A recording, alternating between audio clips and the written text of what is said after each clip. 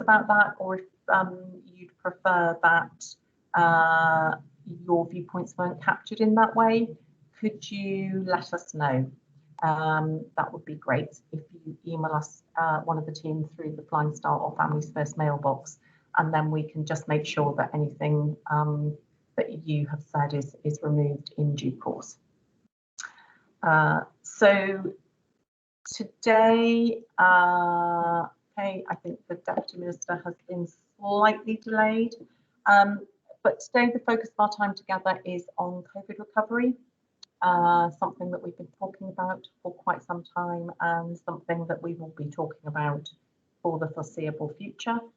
So to ensure that our children and young people are supported as you have been, so that we can ensure that they achieve the best possible start in life and fulfil their potential.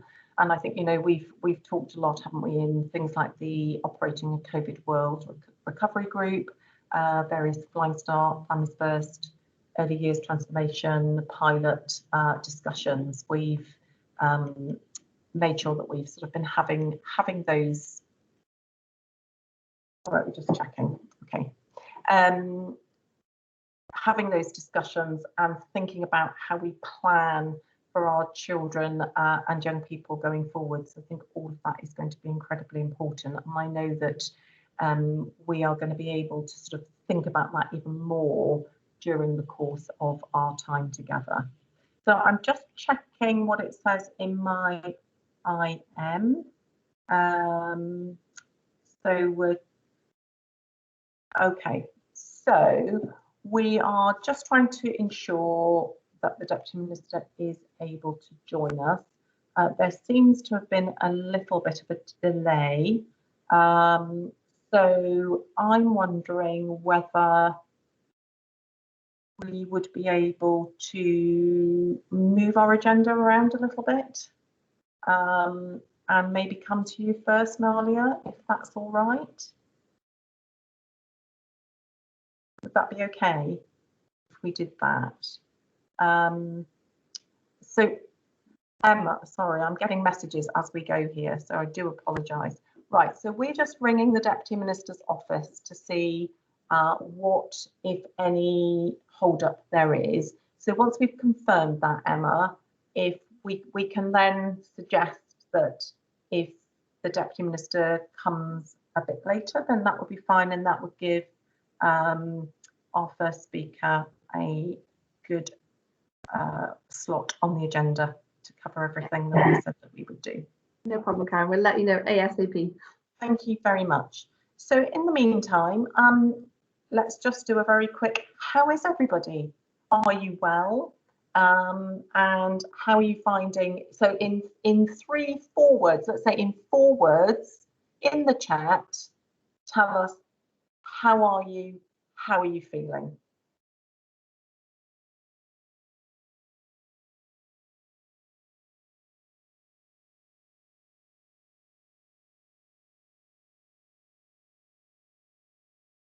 Oh, great, Beth.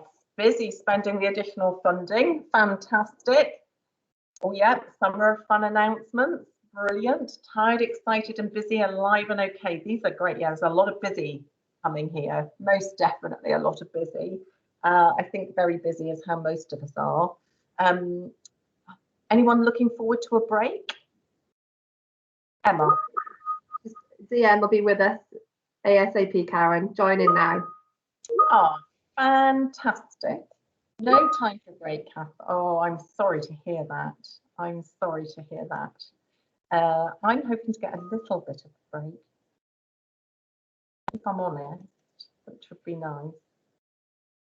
So I'm just checking where we're at. So I think we're going to be back in the order that we said we were going to be on the agenda, which is fantastic. Brilliant. So I just need to see if the Deputy Minister has been able to join us. Enjoying the nice weather, good. Yeah, the sunshine over the last few days. Oh, okay, so just getting the Deputy Minister to join. have a long weekend off. Donna, hope you're going to be doing some great stuff. Newquay, is that Newquay, Wales or Newquay, Cornwall? I never realised there were two. That's amazing. But, yep. Ah, Wales, of course, absolutely. Navigating COVID recovery, yeah, brilliant. So anything else that's going on? Oh yeah, sorry Cheryl. Gower next weekend, brilliant. Torquay, yes, I'm rain in the forecast. Fantastic, fantastic. So Ruth, are we there with the Deputy Minister, able to join yet? Hello. Oh, fantastic. Hello, Deputy Minister. I'm sorry, I couldn't get into the meeting. Oh, no. Well, we're so glad that you persevered and that you're here now. So we are, without further ado, I am going to just thank you, Deputy Minister, for taking the time out of your very busy schedule to be with us today. We were just saying that the focus of our time together is on COVID recovery, something that obviously we've all been talking about and working on, and that we will continue to be doing so for quite some time. We've got some really great speakers, and we were going to just rejuggle the agenda, but you've managed to get in just in time. So, Deputy Minister, really welcome, really look forward to you opening this 6th joint Flying Start and Families First conference. So welcome and over to you. Diolch Karen and Prynhawn da bawb and good afternoon everybody, and thank you very much for the invitation to join you today. Diolch yn fawr iawn am y gwahoddiad. I'm absolutely delighted to be here this afternoon to open the first Families First and Flying Start mini conference of 2021 and the first term of a new government. So diolch yn fawr iawn for the invitation, and it's a very exciting time for me and for all of us. I'm particularly delighted to be continuing in this post, which means I'm working with all of you, and it's, you know, it's a very exciting time. I know it's a shame that we still have to meet virtually, but it's fantastic that we can get together in this shorter way, and I know that you'll be sharing ideas and looking to the future. So Karen has mentioned today's agenda, and it does look very full and interesting, and I think, you know, the range of speakers will share important insights about the impact of the pandemic on children and in young people and families in Wales. But before we go on to that part of the agenda, I just would like to take a few minutes to recognise the contribution made by each of you and your teams since the start of the pandemic. This past year has been like a year like no other, living through lockdowns and with the restrictions necessary to keep us and our families safe has proved to be, well, for many of us, the most challenging time of our lives. I think many of us would never have expected to have to cope with such situations in our lives. And I know that every one of us has faced challenges, both personally and professionally. And of course, it's crucial that we do remember those individuals and families who have tragically lost loved ones during this time. And my thoughts are with you all. I've been truly humbled and inspired by the tireless commitment shown by our Families First and Flying Start teams and every one of you here today during the course of the pandemic. When our families needed you, you were there. And I'd like to convey my heartfelt gratitude for your hard work and sacrifices throughout the year. Thank you. Diolch. As the public health situation in Wales has continued to improve, although of course we do have the issue now of the Delta virus, and there will be a rise in cases, we know now. We have been taking cautious and considered steps towards something resembling normality. And as we do so, we must carefully assess the impact of the pandemic on our children, young people and families. So I was encouraged that the theme of today's conference is COVID recovery. This will be one of the most significant challenges of our time. It will require our combined effort, knowledge and expertise to help our children, young people and families to recover from those unique stresses that they faced throughout the pandemic. We need to build their resilience and hope for the future. The impact has been felt by everyone in all parts of society. However, we do know that people who are living in disadvantaged communities on lower incomes are more likely to have been disproportionately affected. Newly published evidence from Cardiff University suggests the extended lockdown periods have served to exacerbate mental health problems in children who were already vulnerable. We are still to understand the impacts on our very youngest children who've spent a good proportion of their lives living under restrictions, and on parents who've had to negotiate the birth of their children during lockdown.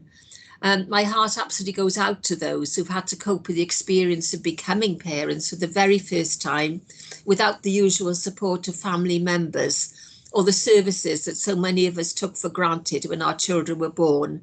And we're hoping to take some more cautious steps to try to mitigate against that very soon. Last summer's Babies in Lockdown report revealed that over 2/3 of parents questioned believed changes caused by the pandemic were affecting their baby or young child. And this supports the conclusions of other research that parents who were already most at risk of poorer outcomes suffered the most during lockdown. That's why we ensured the regulations allowed new parents to seek support from friends or family when they needed to. The impact on families makes the efforts made by you and your teams to innovate and be flexible in the support you provided since last March all the more valuable. You've been proactive from the onset of the pandemic, using all means possible to work with families, including those who find it hardest to engage. Your commitment and professionalism during these most challenging of times has been unwavering. So once again, thank you. Diolch. I would also like to thank the Children's Commissioner for leading the Coronavirus and Me surveys of children and young people in Wales. I'm told that UNICEF is not aware of any government in the world that has put in place such a comprehensive listening exercise of the views of children and young people during the pandemic. A second survey took place in January this year, and what our children and young people told us is all the more stark. While the restrictions affecting everyone in some way, the responses show children have had widely different experiences. Some experience bereavement, distress and worry.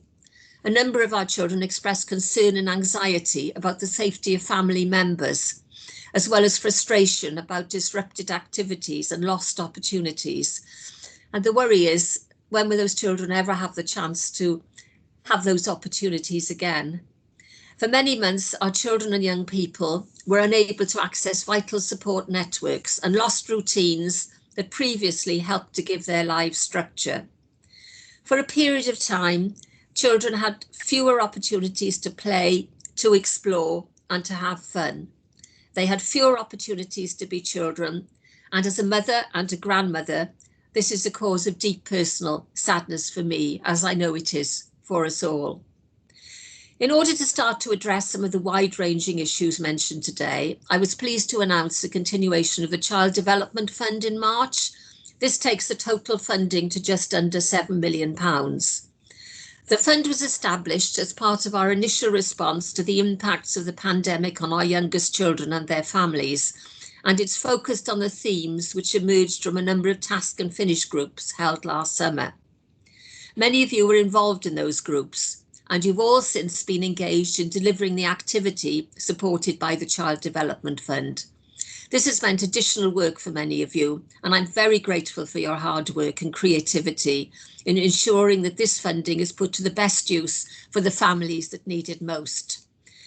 Many of the activities funded build on the excellent support provided by our existing early intervention programmes.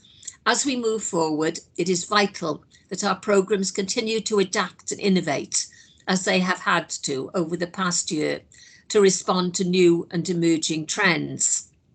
I was encouraged to hear about the new ways of working that were born through necessity at the start of the pandemic, which have now been adopted as part of the standard programme delivery. The pandemic has forced us to think differently and to be flexible and pragmatic, and our programmes are now stronger because of it. Of course, innovation is at the heart of our early years transformation project, and the hard work undertaken by you all during the pandemic has given us an excellent platform to build on for the future. And I was so pleased to see delivery of our Talk With Me speech, language and communication programme has continued at pace. The sterling work of speech and language therapists is to be applauded, as they have continued to work tirelessly to support children's early language development through the pandemic. So much to celebrate, and yet there is so much more to be done to ensure that our children get the very best start in life, a task made all the more challenging in light of the pandemic, which has served to increase poverty and exacerbate inequality. Now more than ever, we must continue to put the well-being of our children and young people at the heart of everything we do. Many of you will have been pleased to see our government's renewed commitment to Flying Start, as well as the emphasis placed on supporting the most vulnerable members of society in our manifesto. The role of parents has never been more important or more challenging. Many parents have had to be teachers, friends and carers during the pandemic, managing their own work commitments all the while. In some cases, the opportunity to spend more time together as a family has strengthened family bonds and improved family dynamics. And we must continue to support those families to build on these foundations in the future. So there has been some good that has come out of the pandemic. For others, this time has put a unique pressure on interparental relationships, and in many cases has stretched the resilience of the family unit to the limit. This is why we refocused Parenting Give It Time around the key themes parents searched for the most: children's behaviour, give them time, and supporting you. We launched our new Parenting Moments campaign last autumn, linking a wide range of relevant, trusted sources of advice and support under each of these themes. Our focus now is in expanding the Parenting Give It Time age range from 7 years to 18 years, and identifying any gaps in parenting provision. And in readiness for the Children's Wales Act 2020, the abolition of the Defence of Reasonable Punishment, which will be coming into force in March 2022, work is underway to provide help with parenting as part of an out-of-court disposal. And I know that officials have been working very hard on achieving that. And I'd like to thank you so much for coming up again with a way forward, because the whole progress of this act has required a lot of working together in an imaginative, committed way, and I'd like to thank you for that. Today is a great opportunity to come together, to learn from one another, to share ideas, and to hear from distinguished speakers who I'm sure will help us understand the scale of the challenges that may lie ahead and how we might respond. And for me, today has provided an opportunity to pause and reflect on everything that has happened since the start of the pandemic. And it has also given me a platform to thank you all sincerely for your individual and collective response. And finally, in these unprecedented times, it's given me the opportunity to look forward cautiously to a brighter future, where our children and young people are supported to have the best possible start in life and fulfil their potential. Thank you for everything that you've done and continue to do to support children, young people and their families in Wales. I do hope that you will enjoy the rest of the conference, and I'm so glad to have had the opportunity to share some thoughts with you at the beginning of the conference. So thank you very much. Diolch yn fawr iawn. Diolch, Deputy Minister, thank you very much, and thank you for taking time out of your busy schedule to be with us today. I know it has been exceedingly busy. I was exceedingly busy leading up to the election, and post-election, of course, forming the new government and taking things forward has also been incredibly busy. So thank you very much. You are really welcome, of course, to stay as long as you're able. So thank you. Thank you. We have some 2 more really great speakers with us today. Dr. Nalia Gonzalez Gomez from Oxford Brookes University and Ben Lewing from the Early Intervention Foundation. And we'll also be hearing from 2 of our local authorities, Caerphilly and Flintshire, about the innovative ways they've been working through the coronavirus pandemic. So I'm getting my words muddled up today, I do apologise. So our first speaker is Dr. Nalia Gonzalez Gomez, who is a senior lecturer in the Department of Psychology, Health and Professional Development at Oxford Brookes. Her presentation is entitled Language and Cognitive Development During the Pandemic, as you can see on the screen, and she will be sharing the results from her social distancing project, which has been following a cohort of children aged between 8 and 36 months. So if there are questions for Dr. Gonzalez Gomez, could you pop them in the chat bar as we go, and we'll try and address them at the end. So a huge welcome and thank you so much for joining us. Dr. Gonzalez Gomez, over to you.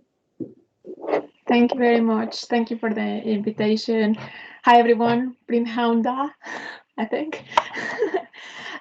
Well, yeah, so this study has been conducted at Oxford Brookes University in collaboration with Dr. Catherine Davies at the University of Leeds, Alexandra Henry from the University of Oxford, Theodora Gliga from the University of East Anglia, and Michelle McGillian from the University of Warwick.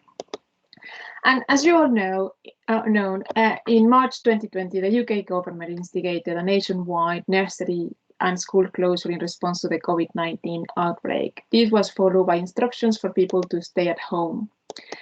And this became, at that point, the biggest lockdown of society in British history, and was followed up by many different social distancing policies and also by 2 more lockdowns so far. So this, without doubt, changed the routines for millions of children. So that triggers stark changes to their home environment, their daily routines change, and also their social interactions, both with other adults and with other children, change as a result as well. Suddenly, parents became the sole carers and playmates while trying to juggle home, work, and the stresses of family life while living through a pandemic. And without doubt, that increased the psychological distress and collateral concerns for parents during lockdown. That was due to financial unstable circumstances, the fact that schools were closed and nurseries as well, and also just having to take care of their family through a pandemic was quite a stressful situation for them. Our studies, what we tried to do was to look at how lockdown affected early cognitive development, and more specifically, we look at 2 key aspects of infants' early cognitive development. One was language development, and the other one were as executive functions, and I'm going to explain what executive functions are a little bit later. And we wanted to explore whether any effects on language development or executive functions might be moderated by different factors, such as parent-child interactions, parent and mental health, child's sleep, the activities that parents were doing with their children during lockdown, the amount of time that children were using screens, and also their socioeconomic status. And we know there's loads of evidence suggesting that all of these factors have an effect on both language development and executive functions. But what is more important to highlight is that most of these factors are likely to be substantially affected by the quarantine measures, which might in turn disrupt cognitive development. So that's why we were really interested in all of these factors. And just to clarify, I know that executive function is a concept that is quite tricky to understand sometimes. So executive functions are the skills that enable us to plan, to focus our attention, to work towards goals, remember instructions, juggle multiple tasks successfully, resist acting on impulse, adjust our actions during a changing situation. And researchers have identified two dissociable executive function components in young children. One is what they call cognitive executive functions, and the other one, well, cognitive executive functions are just the tasks involving abstract problems, such as the selective application of a rule. Is also about planning, focus attention. So you can just think of them as being thinking skills, and I will be referring to cognitive executive functions as the thinking skills. And on the other hand, we have the regulatory executive function. And regulatory executive function is engaged when suppressing an emotionally charged response. And the thinking skills have been shown to be particularly related to later academic skills, whereas regulatory executive functions are associated later on with social competency and behavioral outcomes. So just keep these two concepts in mind, because I will be referring to those throughout the results presentation. So what we've done is that back in March 2020, we started testing 892 families with 8 to 36 month olds. So that was at the beginning of the March 2020 lockdown. Then we tested them again in the middle of that lockdown, and then finally at the end of what we thought will be the last lockdown or the only lockdown. So by the end of that lockdown, so what we call time 3, we had 532 families that completed all those different follow-ups. And then, since we had a new lockdown in November, then we decided to have another follow-up at that point in time, and we've got 251 families responding to that one. And since we had a third lockdown, then we decided to do a further follow-up that we just finished a couple of weeks ago, and that's what we call time 5, and 345 families completed that one. So which we will be able to see like what happened 1 year later after the initial lockdown. As you can see, we had families coming from all over the UK, so from Scotland, from Wales, just a couple of families from Northern Ireland, but most of our families came from England. In terms of the methods that we use an online questionnaire. At different points of during the different testing points, we use different questionnaires and we ask different questions. But just to give you an idea of the kind of things of data that we were collecting, we ask for demographic information. Then we use the Early Parenting Attitudes Questionnaire, which is assess parenting attitudes across 3 different dimensions. One is affection and attachment, early learning, and rules and respect. To assess language development, we use the Oxford CDI, that is just a list of words, around 450 words, and parents just need to say which words the child understands and or says. We use the Sleep and Settle questionnaire to ask about key quality indicators of sleep, such as the time to settle and night awakenings, also the changes in arrangements of sleep. We test test executive functions. We use the Early Executive Functions Questionnaire, which is just a parent-based questionnaire that tests inhibitory control, working memory, cognitive flexibility, and regulation. We also use a questionnaire to assess what sort of activities parents were doing with their child or the child on its own during the lockdown. We assess parental mental health using the DASS. So that is Depression, Anxiety, and Stress Scale, which is just a self-report of that provides an indication of parental mental health. We ask parents to provide 5 to 10 minute video recording, so babies interacting with their parents.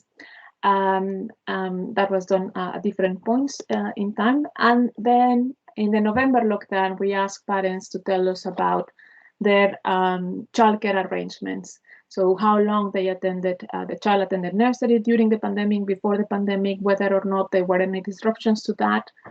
We asked lots of information about that. And in the most recent follow-up, we also asked for the Strengths and Difficulties Questionnaire, which is just a behavioral screening questionnaire. And we also used the Age and Stages Questionnaire. So the results that I'm going to present today, most of them are very much still work in progress, so they are quite preliminary. But let's just have a look at what were babies doing during lockdown. What we found is that overall babies were reading more with their parents during lockdown than before lockdown. They were also playing more with them. They were having more one-to-one conversations. They were cooking more and doing more indoor exercise. So overall, there was an increase in the time that parents were spending with children doing indoor activities. That was also true for outdoor activities. So parents were spending more time doing gardening, doing outdoor exercise, or just having non-active time outdoors, like having a picnic or just watching the clouds. So overall, there was an increase in the time that parents were spending with their child doing outdoor activities. And that was also true for the child doing these activities on their own. So they were reading more, playing more, just doing arts and crafts, outdoor exercise, and non-active outdoor time as well. So they were spending more time indoors and doing indoor or outdoors activities. And as you probably will expect, there was also a very significant increase in the amount of time that children were spending in front of the screens, both with their parents or also on their own. However, this was not the same across different babies. What we found is that there was differences in the terms of the amount of time that they were spending doing these enriching activities, and also the amount of time that they were spending in front of the TV screen. So we found a social gradient. And during lockdown, but not before, parents from lower socioeconomic status families were doing fewer enriching activities with their children than their more advantaged peers. But I want just to emphasize that it was during lockdown, but not before. However, what we found as well is that children from lower socioeconomic status families had more screen time than children from higher socioeconomic status families. And that was true both before lockdown and during lockdown. So overall, they were having more exposure, which is something that is quite well known in the literature. In terms of the links between the socioeconomic status and the parental activities, more detailed analysis showed that the links between the enriching activities and socioeconomic status were driven by activities that required either access to books, so reading with your child, or access to outdoor space, that was outdoor exercise or gardening. And if we look at the relationship between the activities that children were doing during the spring lockdown and during the winter lockdown, what we found and that they were quite well related. So the amount of time that they spend doing X or Y activity will be related to the amount of time that they will be doing that activity during the winter as well. And that was true also for screen time. So children that spend loads of time in front of the TV screen in the spring lockdown, they will be spending lots of time in front of the TV screen during the winter lockdown as well. In terms of language development, what we found is that the time spent taking part in frequent enriching activities during lockdown, but not before. So what they were doing during lockdown was a predictor of expressive language later on. So then that will be related. So if they were doing loads of enriching activities during the spring lockdown, then the child's vocabulary will be higher than if they were not spending lots of time doing enriching activities. However, we didn't find any relationship with the screen-based activities and language growth, which was a bit surprising at the time.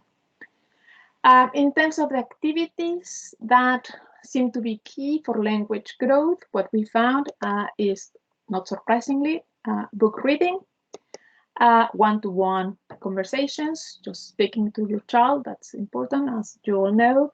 But something that was slightly more surprising was indoor exercise and arts and crafts, but I'll come back to those a bit later. In terms of executive functions, what we found is that the parenting factors during lockdown that were associated with executive functions were affection and attachment. So infants with parents who strongly endorse attitudes associated with warm parenting. So for example, expression of interest in children's activities and friends, demonstration of affection and love.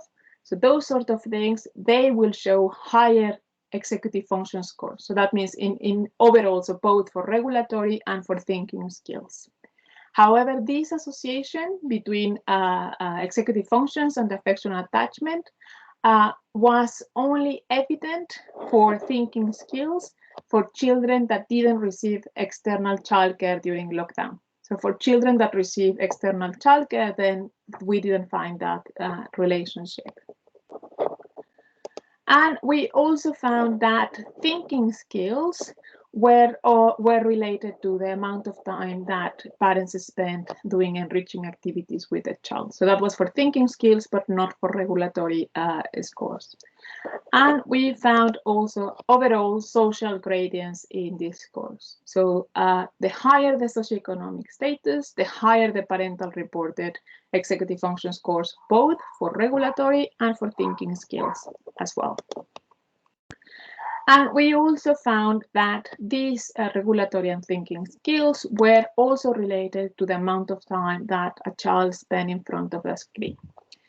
So the more exposure to screens, then the lower their scores for regulation and for thinking skills. However, further analysis show that this relationship between thinking skills and screen time was only significant for children over 2, but that was not significant for the younger children. For the under 2s, that was not significant relation. However, for the over 2s, compared to infants with no daily screen exposure, then all the children that were spending 2 to 4 hours or 4 to 6 hours in front of the TV screen, they will show lower thinking skills than children with no exposure, or children that were having less than 2 hours a day of exposure.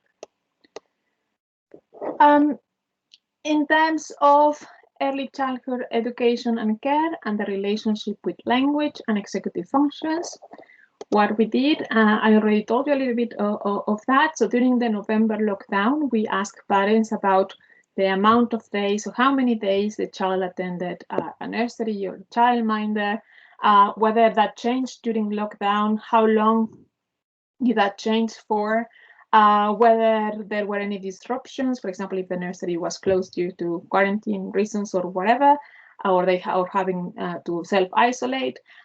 So we asked all of that information, and then basically what we did is just to have the addition of all the days that a child attended nursery, and then subtracted all the days that they didn't attend or that they were disrupted, and we come up with a total number of days that the child accessed nursery during the pandemic. And that's what we use in our analysis. And what we found is that there were social gradients in childcare attendance during the pandemic. So children from higher socioeconomic status attended childcare more often than children from lower socioeconomic status. We also found a link between childcare attendance and screen use. So childcare was negatively associated with screen use. So that means that children that were attending more frequently childcare, then that they were exposed less to screens than children that were not attending nurseries as often. And in terms of the relationship between nursery attendance and language and thinking skills, what we found is that there was a relationship. So increases in the receptive vocabulary between spring and winter were associated with the amount of days or the amount of time that the child attended nursery. So the more exposure to nursery during the pandemic, then the greater the increase in vocabulary. However, this was specific or very pronounced for children from lower socioeconomic status, but not for higher socioeconomic status. So this advantage of attending nursery and the relationship with vocabulary was only evident for children from the lower SES. They were the ones benefiting the most in terms of attending childcare and their language development. We also found a relationship between attending nurseries and their thinking skills. So the more time they attended childcare, then the greater the increases in thinking skills, regardless of their socioeconomic background. So that was true for both high socioeconomic status and lower socioeconomic status children. In terms of the parent-child interactions, so that's the videos that I was mentioning, what we coded, we have, well, we're going to do lots of different codings for these videos, but the one that we have done already is that we code the videos in terms of parental sensitivity. So that is the ability to correctly interpret and respond appropriately to infant signals. This also includes parental responsiveness. And we also coded for interaction quality. So that's just how smooth, how easy, or how difficult was the interaction, whether or not they were having fun or it was more serious, and their kind of level of engagement. And what we found is that parental sensitivity was related to expressive vocabulary. So the more sensitive a parent was, then the higher the expressive vocabulary of the child. And that was also related to the enriching activities. So parents that were more sensitive, they will use, it's not only the amount of time that they will spend doing these activities, but the variety of these activities. So parents that were very sensitive, they will do lots of different activities for the child. Parents that were less sensitive, then they will do less, they will have the variety will be less. And that was also true for the interaction quality. So parents that were having very good interaction quality, then they will do more variety of activities. In terms of parental mental health, our data shows high levels of stress, anxiety, and depression among parents. And parents from disadvantaged backgrounds show higher levels of anxiety and stress. Anxiety and depression, but not stress. So stress was shared among the socioeconomic spectrum. So high socioeconomic parents were as stressed than lower socioeconomic parents. And here is a quote of one of the parents that I think that summarizes this quite well. So it says, "Sometimes it all gets on top of me, working plus childcare, and I have down days as everybody does. They aren't often, but there is nowhere to go, no friends to see to help reduce stress. On these days, I notice she seems more stroppy, moody, and cries more. I worry that it's because she picks up on my stress and the impact that has on her."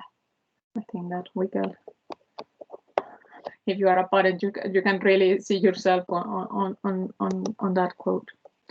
And the main things that parents were stressed about was just having to deal with all the household chores, tasks, also just their work. I think that just dealing with both things and having to be a parent, it was just too much for many of us. The future plans, the child's behavior, finances, loss of usual support systems, the child's screen time. So 6 out of 10 parents were stressed about the child's screen time, and just that the child's future was what they were worried. In terms of the links between parental mental health and language development or executive functions, what we found is that in the spring lockdown, depression and stress were related to the child's regulatory skills. So if a parent was really depressed or stressed, then the child will have lower regulatory skills. And but there was no relationship between parental mental health and language or thinking skills in the spring lockdown. However, when we look at parental mental health across the pandemic, so when I say across the pandemic, I mean between across both the spring lockdown and the winter lockdown. So from March to December 2020, if we look at all of that and then we just try to relate that to language, regulatory, and thinking skills, then what we found is, again, our relationship with regulatory skills. That was this time with the three. So depression, anxiety, and stress were related to regulatory skills. But we also found a link between stress and receptive vocabulary, and between depression and stress and thinking skills. So parents that were struggling in terms of depression and stress will have children that had lower thinking skills, and if they were really stressed, they will also have lower language skills as well. However, these differences that I just mentioned were only evident for boys, not for girls. So boys, so parents who have boys, so parents that were stressed or that were depressed or that were anxious and had boys, those boys will be the ones that will be more vulnerable to having lower thinking skills, lower vocabulary scores, and also lower regulatory scores. And I'll come back to this in the discussion. In terms of the parental perceptions on the effects of lockdown, we asked, so well, you all know the Ofsted report that was, I think, was September, October last year, just looking at the different skills and then whether there was, so what was the skills that were more affected by the lockdown. So we asked parents to tell us what skills they thought of were more affected by the lockdown. And what they said is, I don't know why that's okay. So what they said is that mainly was the social skills, both interacting with other children or with other adults, and also the emotional control. So just the tantrums, calming down themselves. And I think that this relates to the quote that I showed from that parent, just like saying that the tantrums were more, so that it was more difficult for the child to regulate. And here's a quote from another parent, just to summarize this. So develop fear of strangers, particularly men. If a man starts to try and talk to her, she becomes incredibly scared, panic crying, hiding her face in me. His emotional, that's one, another one.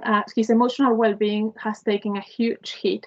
He cries much more frequently and has numerous tantrums each day. He smiles a lot less than before. So the gray bars just show what parents thought that there was no change before and during lockdown, and then the green bars shows what parents thought that was a positive effect of lockdown on their child. And as you can see, the ones that were mentioned the most was speaking, understanding words, so then language development in general, and also potty training. So potty training, you can explain, well, if you have more time at home, then you have more opportunities to train your child. So then that means that that will be better for the child. But in terms of the language, I think that this quote really summarizes this. So we were astonished by the improvement in our daughter's mood, behavior, and development during lockdown. She is so much more settled than she was at nursery. Her language has improved extraordinarily in a way that the vocabulary test alone doesn't show. The fluency of her speech, her use of grammar have improved to a remarkable degree, simply from the fact that she has had direct communication with an adult nearly all the time. I think that's quite, yeah, that summarizes quite well. So just to summarize and discuss these results, sorry, there's loads of results. In terms of enriching activities and socioeconomic status, what we found is that before lockdown, UK-based families with low socioeconomic status were no less likely to engage in enriching activities than the more advantaged families, even after we controlled for childcare. However, during lockdown, parents with higher socioeconomic status were slightly more likely to spend more time engaged in enriching activities with their child compared with those with higher socioeconomic status. So this might indicate that parent-child enrichment is constrained by opportunity and not by attitude. So it's not that they don't want to do these things or that they don't know that they should be doing these things. It's just that they didn't have that opportunity. And what is consistent with this interpretation is just our follow-up analysis that show that out of the 3 activities that were associated with socioeconomic status, we had 1 that required access to books and the other 2 that required access to outdoor space. And we know that during the spring lockdown, libraries were closed, the public were allowed access to communal outdoor spaces only once per day. And our data suggests that these restrictions particularly disadvantage infants from low-income families who are less likely to have access to private outdoor space and also to own many child-focused books. So I think that what was really good is that in the other 2 lockdowns, this was not the case anymore. So that was a good thing. In terms of language growth, we found that the language growth will be bigger if then parents were doing more enriching activities, and in particular, the enriching activities that were particularly linked to language growth were reading a book, one-to-one speaking. So no surprise there. I think that there's loads of literature showing how the importance of book reading and also just to having somebody speaking to you. But as I mentioned before, so we had also a significant effect of arts and crafts and indoor exercise. And at the beginning, I was quite puzzled by this result. We were not expecting that. But then if you think about it, arts and crafts and indoor exercise are activities where you will be talking loads. So they just lead to language, right? So if you are doing exercise outdoors, then you cannot be really speaking lots of time because then you will be shouting and then it doesn't lead really to having a nice conversation. However, indoor exercise, you will be talking about, well, move this way, move that way, arms, just body parts. So all of those things, and that's quite good. And it's the same for arts and crafts. So then you will be talking about shapes, about colors, about just putting things in different places. So I think that it's just that it doesn't really matter what activities you are doing. I think in this case, it's just those are activities that are very rich in terms of language. I think that that's what we need to be promoting. In terms of executive functions, high early executive function scores were associated with less screen use, more parental warmth, and more enriching activities with their parent. And what we found is that during lockdown, social economic disadvantage was associated with more screen use, less parental warmth, and less enriching activities with parents. So as a result, socioeconomic disadvantage was associated with poorer parent report executive functions, both in terms of regulatory and cognitive aspects of it. In terms of screen use, we found that more screen use will be associated with lower executive function scores, and these results are in line with previous research indicating that high screen use is linked to cognitive difficulties. One possibility might be that the fact that you are exposed loads to the screen it might disrupt your sleep quality, and that in turn will disrupt your cognitive functions. That is something that we want to further explore. But another possibility is just that infants who are frequently exposed to screens as a soothing technique, so when they are distressed, when they are bored, when they are over-aroused, that means that they might not develop their own coping mechanisms. And that's why we are saying that these infants will have less regulatory skills. And something that was quite interesting, if you remember, is just that we only saw this effect for the thinking skills for over 2s, not for the under 2s. So there's a number of explanations. So one possibility is just that the age of exposure might be more relevant than the duration of exposure for the very young. Or another possibility it might be that the detrimental effects of screens on development take a while to manifest. So then you need to, so it's not that they are not affecting the young children, it's just that we are not seeing these effects just yet, but we will see that later on. In terms of early childhood education and care attendance, we saw that more attendance to nursery during the pandemic was related to bigger increases in language growth and that was specific to children from lower socioeconomic status families. However, so attending more childcare, more nurseries during lockdown was also associated with thinking skills, regardless of the socioeconomic inequality. So then that was true for both higher and lower SES.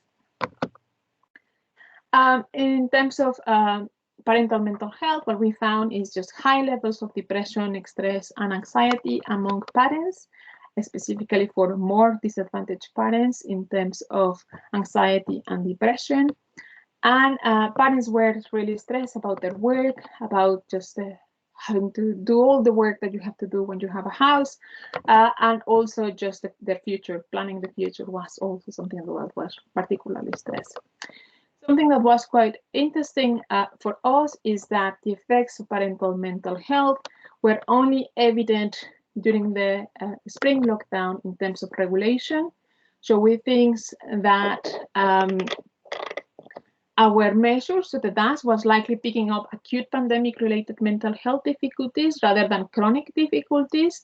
And we think that in response to a stressed parent, the parent-child relationship, and so the tantrums, the clinginess will be the quicker to manifest. So first, you will start having this sort of regulation or emotional, social-emotional issues, and then later on, what we didn't see any effects on cognitive development or language development at first, but later on, we also saw those effects on cognitive executive function, so the thinking skills and language outcomes as well. So it's just that these effects on cognitive development will take longer to manifest, and that is why we are not seeing them at first, but then we start seeing them later on. However, something that I mentioned that is quite interesting is just that these effects were only evident for boys, but not for girls. And what we saw in the literature is that it seems that boys are particularly vulnerable to these effects. So overall, in the literature, what has been suggested is that it might be that boys have lower regulation scores than girls, and that makes them more demanding, so that boys will be more demanding than girls. And then, so parents usually will pay more attention, or there will be just more responsive to boys than girls. And when they are struggling, then boys won't be able to cope with not having that attention or doing that. Whereas girls, since they have better regulation skills, then they will be better to cope with a parent that is stressed or depressed or anxious. But that's something that we are still trying to understand quite well. In terms of the lockdown and how that affected infant development, what parents said is that social skills were the most affected, and also emotional control. However, we didn't find any effects on the practical skills like the potty training or the spoon feeding. That was something that was reported on the Ofsted report. What we think is that we didn't find this evidence of regression in terms of these practical skills because we tested children during the November-December lockdown, so that meant that they had a while to go back to nursery. So for these practical skills, even if they were struggling at the beginning with how to use a spoon, after a couple of weeks, they will be able to catch up with these sort of practical activities. However, it's just the social skills, the emotional control, or the cognitive aspects that will take longer to really be able, for them to be able to catch up with those. So overall, for some families, lockdown has been a positive experience. It allowed parents to spend quality time with their children, allowing some fathers to bond with their children. That was something that was mentioned on the comments quite a lot. So for these infants, lockdown has been an amazing opportunity to have one-to-one support and have been very beneficial for the cognitive development. However, on the other side, we have some families really struggled during lockdown. Parental mental health issues, financial difficulties, lack of access to resources had an impact on infants' cognitive development. And we think that families with lower socioeconomic status have been hit harder by the COVID-19 pandemic, which means that the pandemic is likely to have widened the deep inequalities in the early experiences and life chances that exist between the disadvantaged children and their peers across the UK. In terms of, well, the topic of this is just recovery and how we get there. So we have a set of recommendations. Our results have highlighted the important role that enriching activities play in children's cognitive outcomes, especially during these challenging times. So we think that it's really important to promote family engagement in enriching activities, especially for vulnerable families. And parents might need support in providing these enriching activities. So that means like maybe having some paid leave from work, or access to books, or book delivery packs for them, access to outdoor space, increasing access to urban farms, parks, community gardens. So we think that those are very important things that have an impact in both thinking skills and language development. Our results also highlight the importance of nurseries, and we think that it's really important to encourage nursery attendance, especially from families from the more disadvantaged backgrounds. And I think that what is really important, although they were on the news for on the newspapers, the fact that nurseries were closed and how difficult that was for parents because they provide high childcare. I think that yes, they provide childcare, but that is not their main goal. So the main goal is just to provide high quality educations, and I think that nurseries are high quality education providers, and that shows with our results showing that children who attended nurseries, then they will have better language skills and better thinking skills as well. So we know that they are a source of enriching activities, that they enhance children communication environments, and they can improve children's cognitive and social-emotional outcomes. And we know that they are, so early years education is a route to enriching children communication environments, and that can level also the inequalities that exist between the more privileged and the less privileged children. We also think that semi-formal support networks are really important and that they should be actively encouraged and resourced. For example, playgroups. So they are playgroups are soft entry points. So that means that they can just point families into the right direction for formal support if they need. They are a source of enriching activities. They promote child health.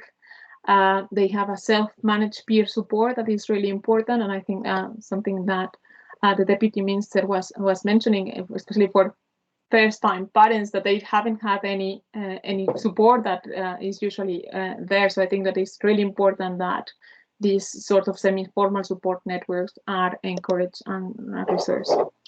And yeah, so they're linked to formal support, as I was just saying. So there are soft entry points linking family to formal support.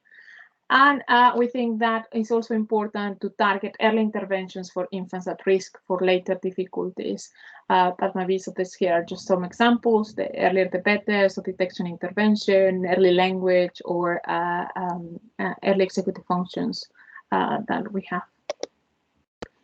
And in terms of parental mental health, so there's lots of different studies that have shown that parents have been among the most heated in terms of parental mental health. So it was just too much to try to cope with being a parent, being just working full time, just having to do all the work that you have to do at home. So that was quite hard for parents. So I think that it's quite important to raise awareness so that parents know that they are not alone, and also to provide advice to them on what to do if they need that, and provide some soft entry points so that people who are struggling, then they can get the help that they need, and maybe just doing that through mental health charities partnerships.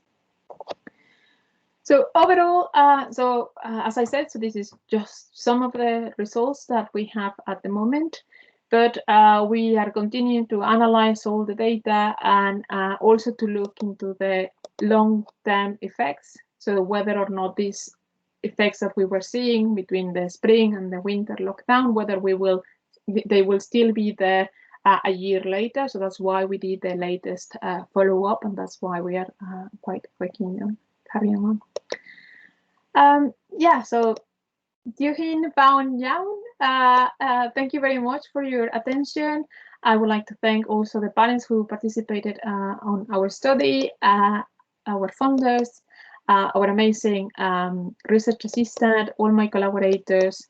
And yes, if you want more information about the study, so that's our study website, or feel free just to email me if you have any comments or suggestions. We will be more than happy to hear from you. Thank you. Wow. Thank you so much, Dr. Gonzalez Gomez, for that amazing presentation. And I think there's been a huge amount of comments or beginnings of the comments in the chat, which if you're happy, would you be okay to take 1 or 2 questions from colleagues? Would that be okay? So I think we've sort of answered the question about publication, and if you're happy, potentially we can share your slides, but only if you're happy with that. Does anybody want to ask a question? Sorry, I thought, yeah, I know that there's lots of information. So, Mark, was there anything that you wanted to say about your height? Yeah, Mr. Gosney, do you want to come in? Hi, yeah, sorry, I know you said right at the start, but I was like really concentrating on it and I've forgotten. How big was the sample size that you used for the study? You did say at the beginning, apologies. Yeah, so we started with 832 participants, and then depending on the different time points, we'll have different samples. So at the end of the first lockdown, we have about 530 participants. And then that will be 250 something for the November lockdown. And then now with the 1 year on, we have 340 participants. And were they in different areas or like? Yeah, so they will be around the UK. Thank you. Great, thank you, Mark. Kath? Hi, thank you so much, Nayeli. Absolutely fascinating. And as with every other time I've heard you speak, I'm just struggling to narrow it down to one question because I've got about 1,000. I was just really interested in the findings around screen time and language development. As you said, not what we've necessarily expected. Have you got any ideas about why that might be? And do we think that maybe enriching activities outside of screen time were making up for the increased levels of screen time? And then last question on that, was there any difference across the different age ranges with that finding about screen time, or was that across the board? Yeah, so yeah, very interesting questions. Thank you very much. We thought about that possibility, whether the enriching activities might be just compensate for the screen time that they were having. That is one possibility. I didn't give like all the data about our socioeconomic representation, but we tend, so most in all aspects of the socioeconomic factors. So for example, occupation, income, postcodes. Our sample is on the high end, so that it might be that is why we are not seeing those effects, but we don't have enough of the child that will be and what you will expect to see those. Another possibility is just as we didn't go into the more detailed analysis in terms of the ages because we didn't find an effect. So since we didn't find an effect, then we just kind of stopped there.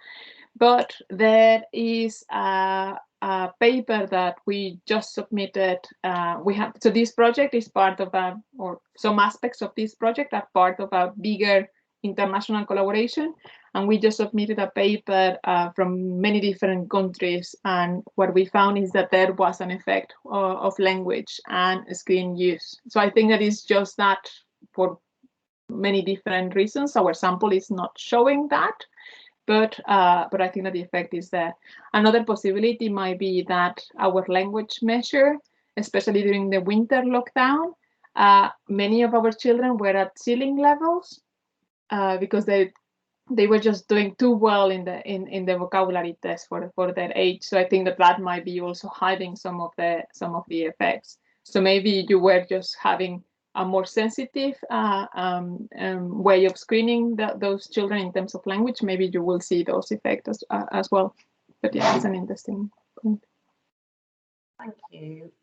And Avril, you have a question or want to come in? Yeah, thank you. Really, really interesting presentation. There's a lot of information to absorb there. I'm just wondering, given the findings that you've had from this piece of research, what would you be advising policy makers to do differently going forward? Just the one thing? Anything. I'm quite interested to, what your views would be, how you would be advising policymakers to make changes, in terms of their, I suppose, where they're funding, what kind of programs they might be running, what changes they might make to legislation, those kind of things. So we think that attending nursery, especially for the more disadvantaged children, is really, really important, and our results are really showing that, and there's also lots of literature that are showing that. So I think that making some changes to encourage people who are entitled for when they are 2 years just to attend nursery, the free places, I think that will be something quite good. And just opening that. So I think that the earlier they start attending nursery, then the better in terms of the inequalities that we'll see. So then that you will be able to label up that easily. So I think that, so depending on the aspect of the project that you ask me for, then that will be a different answer. So I think that that's in terms of the early childhood education. But then I think that in terms of the parental mental health, I think that that's something that is really, really important. So parents have been struggling a lot. And even people who never experienced any mental health difficulties have really been struggling. And that has a knock-on effect on the child's development. So I think that it's really important that we tackle that side of things, and that we help parents that are really struggling and have been struggling for a long time. And in terms of the activities, so I think that, well, you all know that the enriching activities are really, really important. So I think that we need to make sure that parents know that is really important. And it's not that we have to prescribe like, oh, you need to do X amount of arts and crafts a day or something like that. It's just, you just need to talk to your child and then just do as many activities or things that will promote those sort of interactions, those sort of positive interactions. And for one family, it might be arts and crafts. For another family, it might be indoor exercise because they enjoy that. So I think that is just making sure that the message is there is quite important. And I think that also the fact that our results and other results have shown that some infants are particularly at risk. So I think that we need to do something about that, and then some sort of interventions where we just targeted interventions to those children that we know that are at risk of developing difficulties, because we know that the earlier will be the better, right? Sorry, I don't know whether there's going to be enough money for all of that. I just think it's important that we start thinking about those things. There are some things within which you, in your response, which I think we are already on that journey, and there are other things that probably need to be considered as part of that journey. And given that Karen's here, I thought it might be advantageous to talk about it. Sorry, Karen. Oh no, don't apologise. I'd expect nothing less.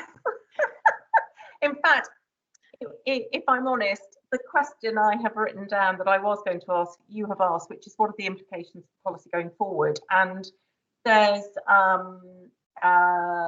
quite a lot that colleagues who are taking part in this conference, when we think about the things that you put in place over the last 15 months. You know, I just remember being in absolute awe when you were talking about dropping resource packs around to families, ensuring that every week there was something else for them to be doing with their children.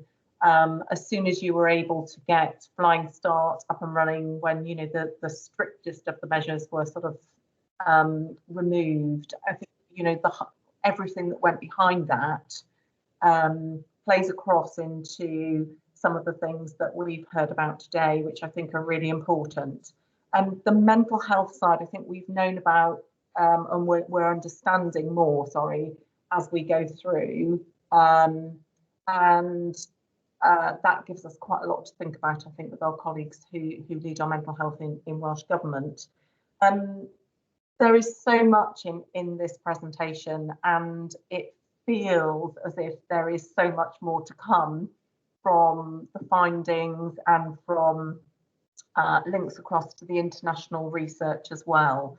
And I sort of think, you know, this is the beginning of us all learning again together. Some of this sort of feels as if it reinforces some of the things we thought we knew, and some of the things we, and you and the teams particularly, were already seeing, and that we've been talking about and considering how we address over the last year or so, hence why we even had the Child Development Fund, hence why there's the sort of focus on Summer of Fun, those sorts of things. So I think some of this we've sort of worked together and tried to understand and try to put things in place. But I think this just builds a richness in terms of what we do next and where we go next, and helping to inform thinking both at a local, regional, a local level and a national level. So I think there's a lot more that we can take from this. So I'm just hugely grateful for this presentation. Thank you so much, Dr. Gonzalez Gomez, for taking your time out of it to come and speak to us today. There are many more questions and comments, which, if you do have time, do consider and maybe come back on in due course. That would be absolutely fantastic. And I imagine we're going to be inviting you to speak at other events too. And I certainly have a wide-ranging group within Welsh Government that's looking at many of the issues for children and young people from all aspects of policy. And I think, you know, again, having this presentation and a discussion would be really invaluable. So thank you so much. I'm sorry that I'm going to have to draw this part of the conference to a close. I think we could probably continue with a conversation for quite a long time. But thank you so much. And I think this now means we have a few minutes for a comfort break before we come back to hear from Ben, which will be fantastic. So Dr. Varian, Dr. Gonzalez Gomez, and we will see everybody in 10 minutes time. Thank you. Yeah, no, thank you. And then please don't hesitate to contact me via email if you have any questions, or if you want to have a more in-depth discussion of any of our results. Thank you. Thank you. Diolch. So see you just about 3 o'clock, everybody. Okay, take care. See you in a moment.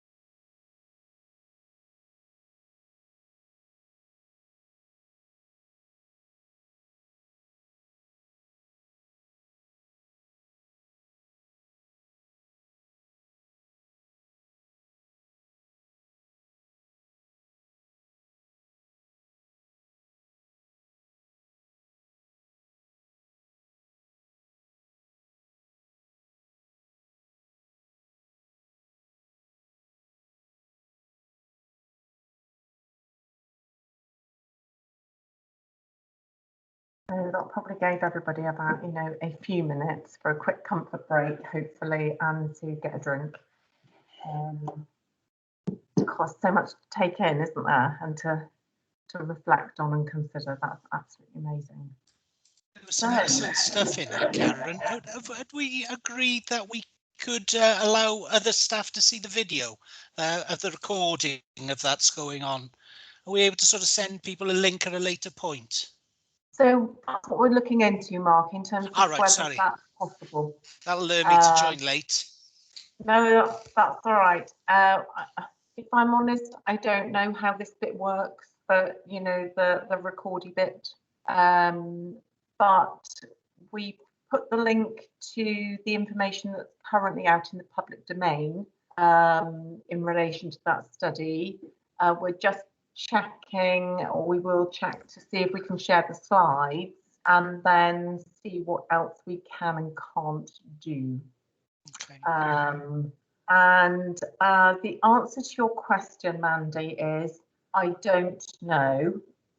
However, as you would expect, I have put my hand up to say, over here, please.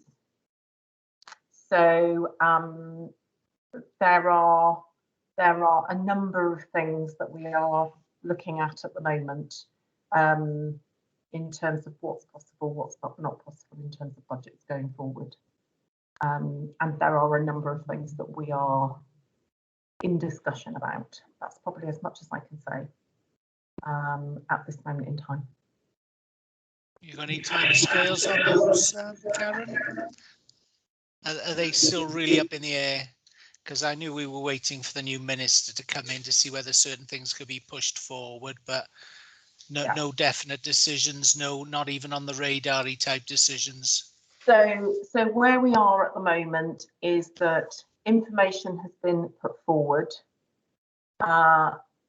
We anticipate that there will be some form of broad discussion and considerations of a range of options and opportunities across the whole of government. So, you know, it's not just our bit, it's, you know, there's lots of potholes that need filling, so we're always in competition, aren't we? So there are a range of things that need to be considered. We have obviously said that the sooner the better, but we are in the hands of others. Yeah.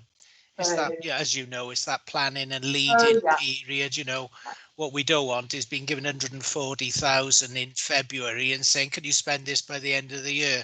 You know, it just causes a few minor hiccups in the chain, doesn't it? Come on, Mark. You know. As if anyone would do that, I know. Well, where's your sense of adventure? I get too old for adventure. You know you like to rise to a challenge. So as soon as we know anything, we will literally be in touch. Okay. But we have asked, but it's. I just think if we keep asking the same question in different ways, we squeeze a little bit more out of you. See, we're further forward than we were 10 minutes ago, so we're getting there slowly. There we are. So, right, without further ado, because we've still got quite a lot to get through this afternoon, and a great agenda. So, really pleased. So, I'm just so pleased to welcome Ben Lewing, who is the Assistant Director for Policy and Practice at the Early Intervention Foundation, and he leads EIF's work on the early years and parental conflict, things that we have a great interest in. He supports local leaders and commissioners on the practical implementation of early intervention with a focus on systems. And I know, that a number of you now through the Transformation Fund are sort of working on the EIF maturity matrix. There have been a number of things that we've been doing together. So today he's speaking to us about how evidence can support recovery. Again, questions in the chat. Hopefully you'll have a little bit of time at the end as well. So Ben, really welcome. Croeso, and over to you. Thank you. Thank you very much. Very pleased to be here. I'm just going to share my slide deck now and see if it works. So hopefully you can see that now. Give me a nod if you can. Excellent. Yes, okay.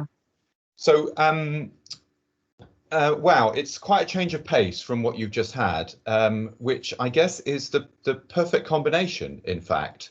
So moving from the fabulous presentation on a very exciting piece of research to looking at how evidence and research fits with the local context. So that's what I'm going to cover. So specifically, I'm going to say a few words about the Early Intervention Foundation and our understanding of evidence. I'm going to very briefly touch on the recovery challenge. You've heard plenty about this already, so I'm not going to labour the point, but it is worth just reflecting briefly on that before I move on then to talk about how evidence can help and who needs to take action. So first of all, a few words about the Early Intervention Foundation. For those of you who haven't come across us before, we are an independent charity. We were set up by the UK government in 2013 to focus on, as you might expect, early intervention. We're part of a wider network of independent organisations who are focused on generating and using good evidence and creating a culture which values testing and learning. So evidence is part of our DNA. As you can see in this slide, the network also includes your very own Wales Centre for Public Policy, who we're collaborating with on the work that Karen mentioned up front, the Maternity and Early Years Maturity Matrix. But there are a range of other organisations, as you can see, some more familiar than others. Most people have come across the Education Endowment Foundation or the National Institute for Health and Care Excellence. They often hit the news.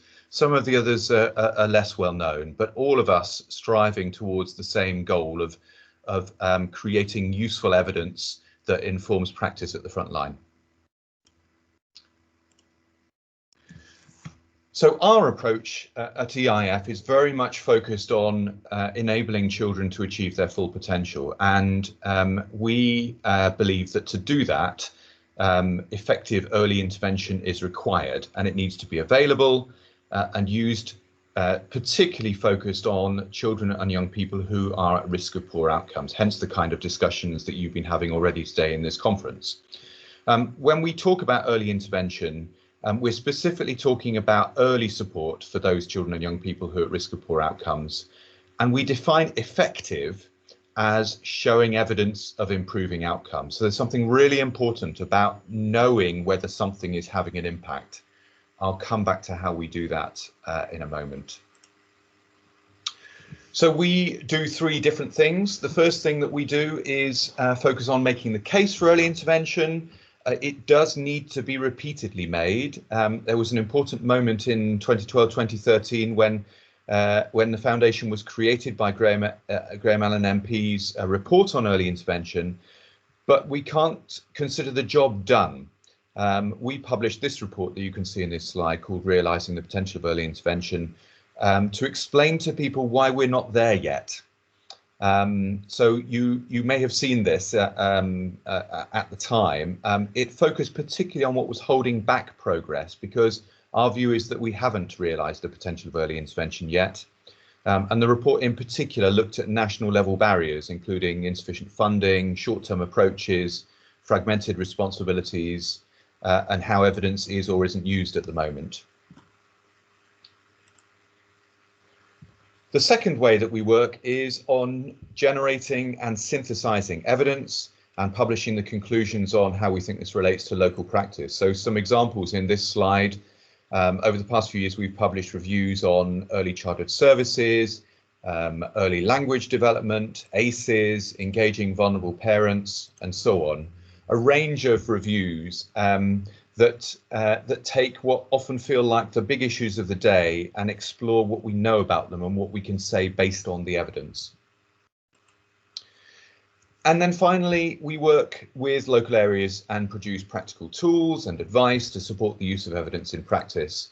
You may spot here our Welsh language version of the Maternity and Early Years Maturity Matrix. At the moment, 10 local areas have used this recently to support their planning work. and we'll be publishing a national report in the autumn which reflects on the key themes coming from this work in Wales, but also in England. These two examples that I've just put up now relate to our work on reducing parental conflict, again, which has been an important piece of work for us over the past 3 or 4 years, including evidence reviews and a range of commissioner guides and tools for people working to try to reduce parental conflicts at a local level. So I now want to move on to the key topic of evidence. And I wanted to start by saying a few words about what we mean by evidence. And we're slightly changing our messaging about what is important when it comes to evidence. And the reason for that is because we're very aware that that some of the messages that we've given in the past about evidence have meant that people have thought that the only story is about things like randomized controlled trials and the higher level quality evidence, which of course they're not. And I'll go on to explain a little bit more about that in a moment.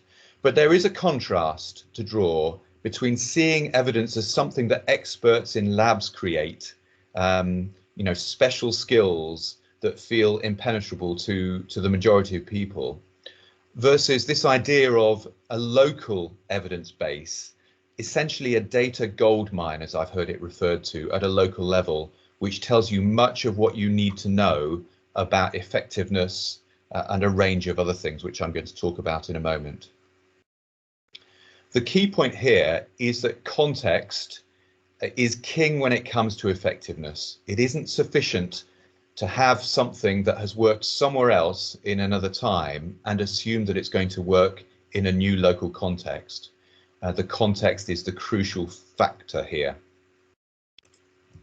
So this is an example of how we communicated previously on the balance of evidence alongside some contextual factors. So it's not that we haven't been saying these things previously.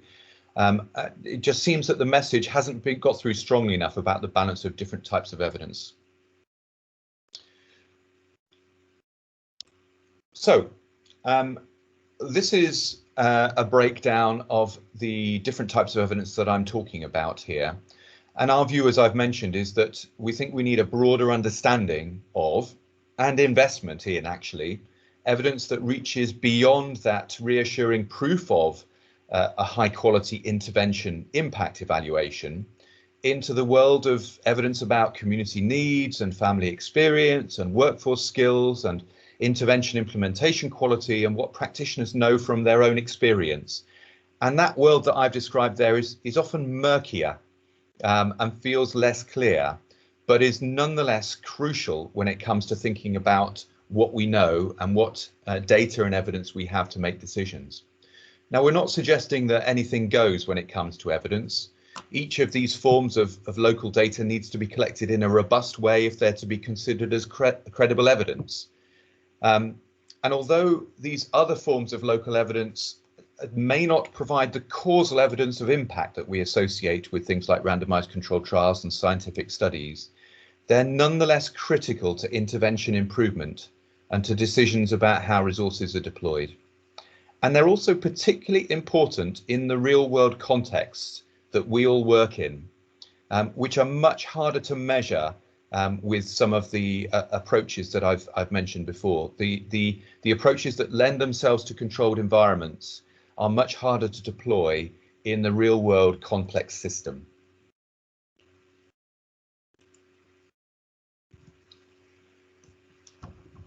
So what is the challenge that we want to bring evidence to help us meet? This is a quote taken from yesterday's publication of the Education COVID-19 Recovery Plan, which noted the particular impact on younger children and reinforced the urgency of getting the response right. So it was really helpful to see that and consistent with the sorts of things that the Welsh Government has been saying on the early years for quite a long time. We know that there has been a disproportionate and compound impact on vulnerable children and families. We've heard a little bit about that today from the Deputy Minister and also from the previous presentation. We also know that particular community groups are more affected by illness and loss, that pre-pandemic inequalities have been amplified, while others who weren't previously considered vulnerable may well be now as a result of some of the challenges of the pandemic. We also regularly hear about an increase in financial stress, job and home insecurity, which are factors which are important in contributing to relationship conflict, which, as we know, has a significant impact on child outcomes in a range of ways. And there's also been widespread commentary on the impact of mental health. For example, the recent Office of National Statistics report on a doubling of self-reported experience of depression. So 1 in 5 adults describing themselves as having experienced depression, whereas previously, pre-pandemic, that was 1 in 10. There are many examples, and you will have many more about what the real impact has been on families. To meet the recovery challenge, we need to know what works, but we also need to know how it works, in which context, and what evidence helps us to make decisions in local places. For example, in Caerphilly, where we don't have a randomized controlled trial that might directly address an issue that we're looking at, we still need to find answers, or in Ceredigion or wherever. It has to take account of that local context. And this means understanding, valuing, and using evidence in a different way. I'm going to take you through each of those 4 domains that I've described briefly in evidence now. And I wanted to start back in the gold mine of organizational data. This is hugely important. I got this phrase from a colleague who was working as an associate for EIF a few years back, who was just hugely excited about the potential of the data that was held in public services at the local level. And whether she coined the phrase the data goldmine or not, I don't know, but it just seems to have stuck. And if you think about what is in that data goldmine at a local level, it's incredible what you could have or do have access to, because that goldmine includes local data on population needs and trends, and your analysis at a local level about what the data tells you about having a baby in Cardiff or learning to talk in Anglesey. It has crucial information to make good resource decisions and understand how to target support if you get it right. The goldmine also has data on the detail of current services, what they're for, who they reach, and what the impact is on different people in different circumstances, particularly those with protected characteristics as set out in the Equalities Act. That service data and knowledge is hugely important. The goldmine has data on workforce skills and knowledge, your key resource, the people delivering your services, gathered through skills audits and reinforced through recruitment and supervision. And it has data on the whole local resource, the money spent across education, health and care. Mapping resource data gives you choices about how to align resources to local strategy priorities and how to use those resources in a more effective way. It gives you choices. And finally, the goldmine has data on the quality of local interventions. Are you reaching the people who need support? Do parents stick with the expensive evidence-based intervention right to the end, or do they drop out and go to a local playgroup instead? What effect are you having on parents' skills and knowledge after they've taken part in a parenting programme? How closely does the person delivering the intervention stick to the required content that's the reason why it's considered evidence-based? All of this data is important to your design and decision-making. You can have the best evidenced intervention in the world, and let's be honest, you have many of them, which is a real strength of the Wales Flying Start system. But it won't work as well as you want it to unless you are implementing it well for your local context and you're using your local data to tell you. The next form of local data that I wanted to talk about is about what you know about community values and concerns. Now, we're not talking about a couple of illustrative case studies here that celebrate successes, although those nonetheless are important. But we're talking about something which is potentially more powerful. For example, family experience data collected through ethnographic research or family journey tracking. So how you really know what the experience of families is at the local level. It includes an understanding of community priorities. So how communities have been involved in guiding decisions about what's important at the local level using robust and inclusive engagement processes. Often consultations only include a very small sample of opinions. It's really important to have robust processes that reach to the people that have important things to say to give a balanced view. And there's also something really important about data on community assets, the social capital and infrastructure that mobilizes communities to support themselves. This isn't just about what services do, it's what communities can do for themselves. And being able to map and understand how that happens at the moment and what the opportunities are is a really important part of your local arrangements.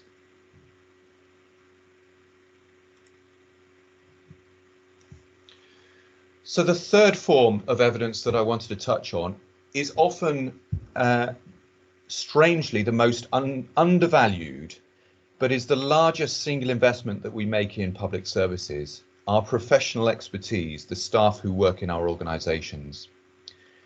We're not talking about asserting opinion here, like an expert witness in a court. This is more about using formal ways of routinely gathering credible evidence, credible data on things like what practitioners know about communities, the insights that they have on communities, and turning that into consistent data. It could be the experience that practitioners have of implementing interventions and what works in practice.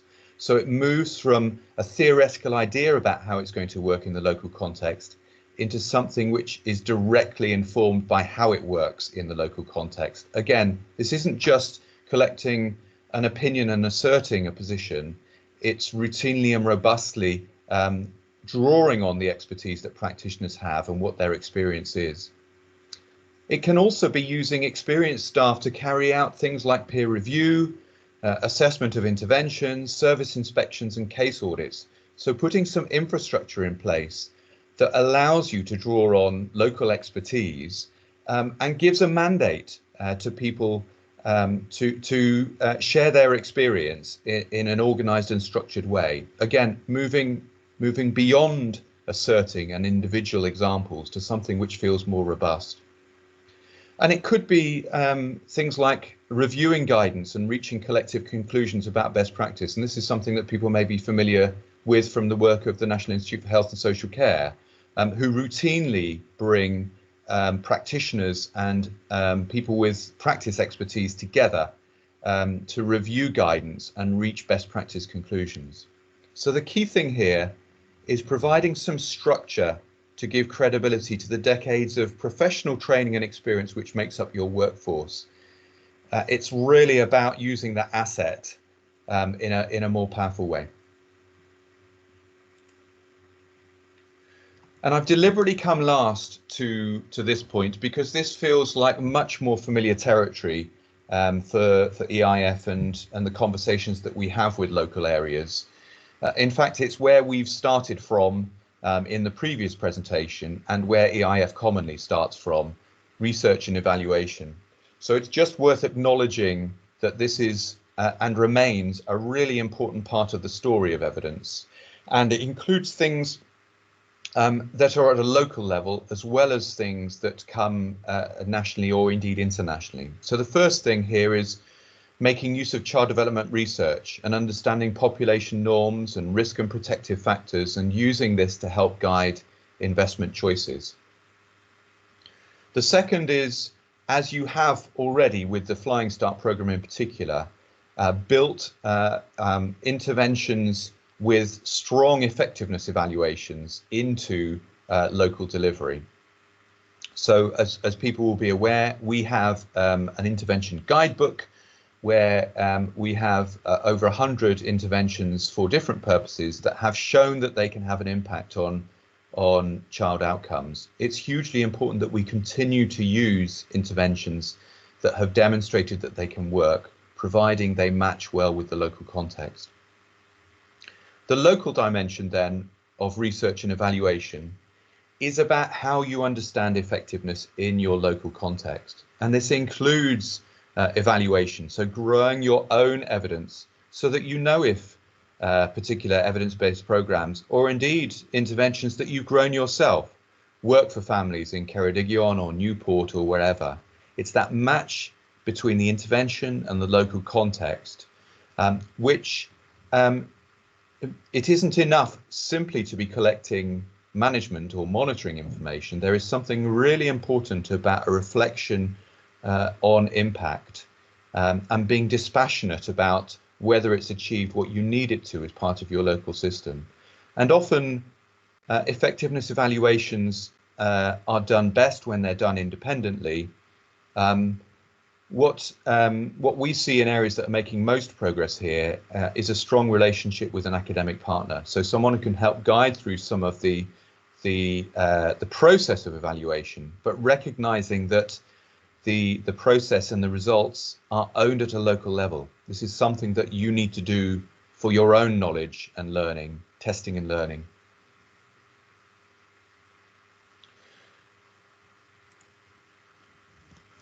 So the final part of my presentation, and I have no idea how much time I've taken already. 3:26, okay. So the final part of my presentation, I wanted to talk a little bit about what we think this means for taking action. And I guess the main point I wanted to make here is that it needs to be a collaborative effort at all different levels. So you will have examples of action that you think needs to be taken across these 4 domains of evidence too, but these are some to get you thinking. So we are increasingly talking about evidence use behaviours. That's becoming our new term, and what those evidence use behaviours look like at a local level. So I want to take you through each of these purple blobs then, just to give you some examples of what this might mean at each level. So starting with national government, we think the national government needs to create the conditions for evidence use and unblock the path for local action. But this very much is about enabling people at a local level to get things done. That's what's so exciting actually about the work that's happening in Wales at the moment through the transformation programmes. This idea about getting resources in the hands of local stakeholders through the key programmes like Flying Start, and focusing on the messaging around evidence and evidence use. At the regional level, there is a really important role to play too in Wales. There's something crucial about sharing of learning and building collaborations. The fact that some of the results that we seek are much easier to focus on at a regional level than they are at simply at a local level because of the way resources are spread. There's something crucial for the regional bodies to be participating in this agenda about evidence use. And again, unblocking the path for local action. So playing their role in enabling local authorities and their partners to get cracking with this agenda around evidence use. At a local level then, local partners need to focus on building that idea of a shared learning culture and infrastructure. So I talked quite a lot about the robust arrangements that will help with evidence use, both generating and using local evidence. And this is the responsibility particularly of local partners to identify what those are that are going to help, to commit to local evaluation, to put in place some of the more robust ways, the shared robust ways of using that data goldmine. And this depends crucially on partnerships and relationships. It's the only way to make this kind of progress together. And then the final purple blob in this slide is about communities themselves. And communities need to take pride of place in evidence use. They are experts by experience, and finding ways to bring that experience to drive local thinking, local choices, local decision making feels really important. And also important not to lose that idea of community assets, communities feeling in control of their own destiny in much the same way as we would want families to feel. This idea that they are not beholden to local services, but they are collaborating with local services and sometimes striving ahead of local services using community assets, volunteers, community champions, the range of ways that communities can find solutions, and just need some facilitation and support from services rather than it being a local government project or an NHS-led initiative. So this is my case for how evidence can support recovery, and I think it's important to note there is no silver bullet here or one thing. That's probably the question we get asked the most when we're presenting. If we can only do one thing, what would it be? Because it would be wonderful if evidence told us that there was a single thing that makes the biggest difference, and that's where we need to put our investment. Of course, the reality is that the solutions lie in balance, in doing all the right things as much as we can, and creating a whole system approach that uses local evidence alongside wider research and evaluation. This is a new pitch for us, so we're still developing our ideas and our messaging about evidence and evidence use behaviours and so on over the next few months. I'm really interested in your views.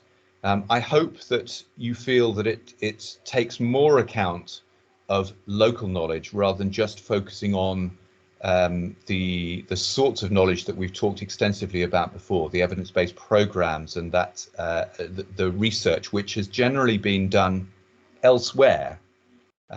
We're very keen to know what you make of this idea of communicating the balance between that and the evidence that you have at a local level. So very pleased to hear your views, and of course if there are any questions I'll be happy to try and answer them. Thank you very much. Thanks. Very thoughtful.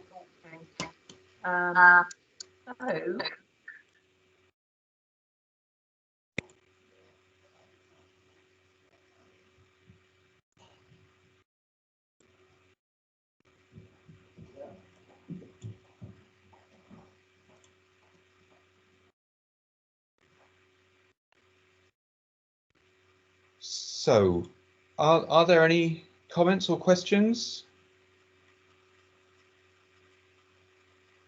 Oh, have we lost Karen? I think we might have lost Karen. So yeah, are there any hands up?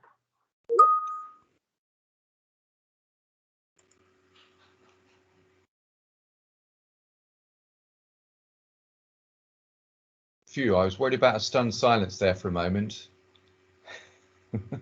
Shall I invite comments, as Karen seems to have dropped off? Avril, do you want to go Hi, ahead? Ben.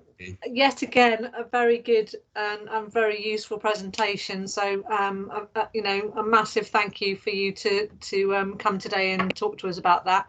It's more an observation than anything.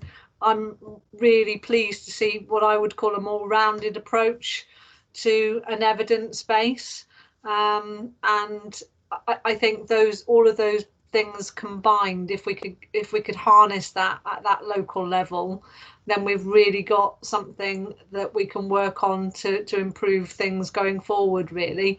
For me personally, it's we're trying our best, I think, locally to you know, to use those approaches. We're still not there. I don't think we'll ever get there, because the world is forever changing, but yeah, it's really refreshing, I think, to see that, and hopefully we'll see a bit more of that maybe from a policy perspective.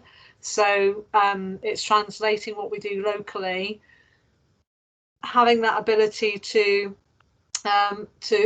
feed that into you know, policy development at a national level, and for that to inform some of the new policy that's coming out. Then I think that would be, you know, the best thing as far as I'm concerned.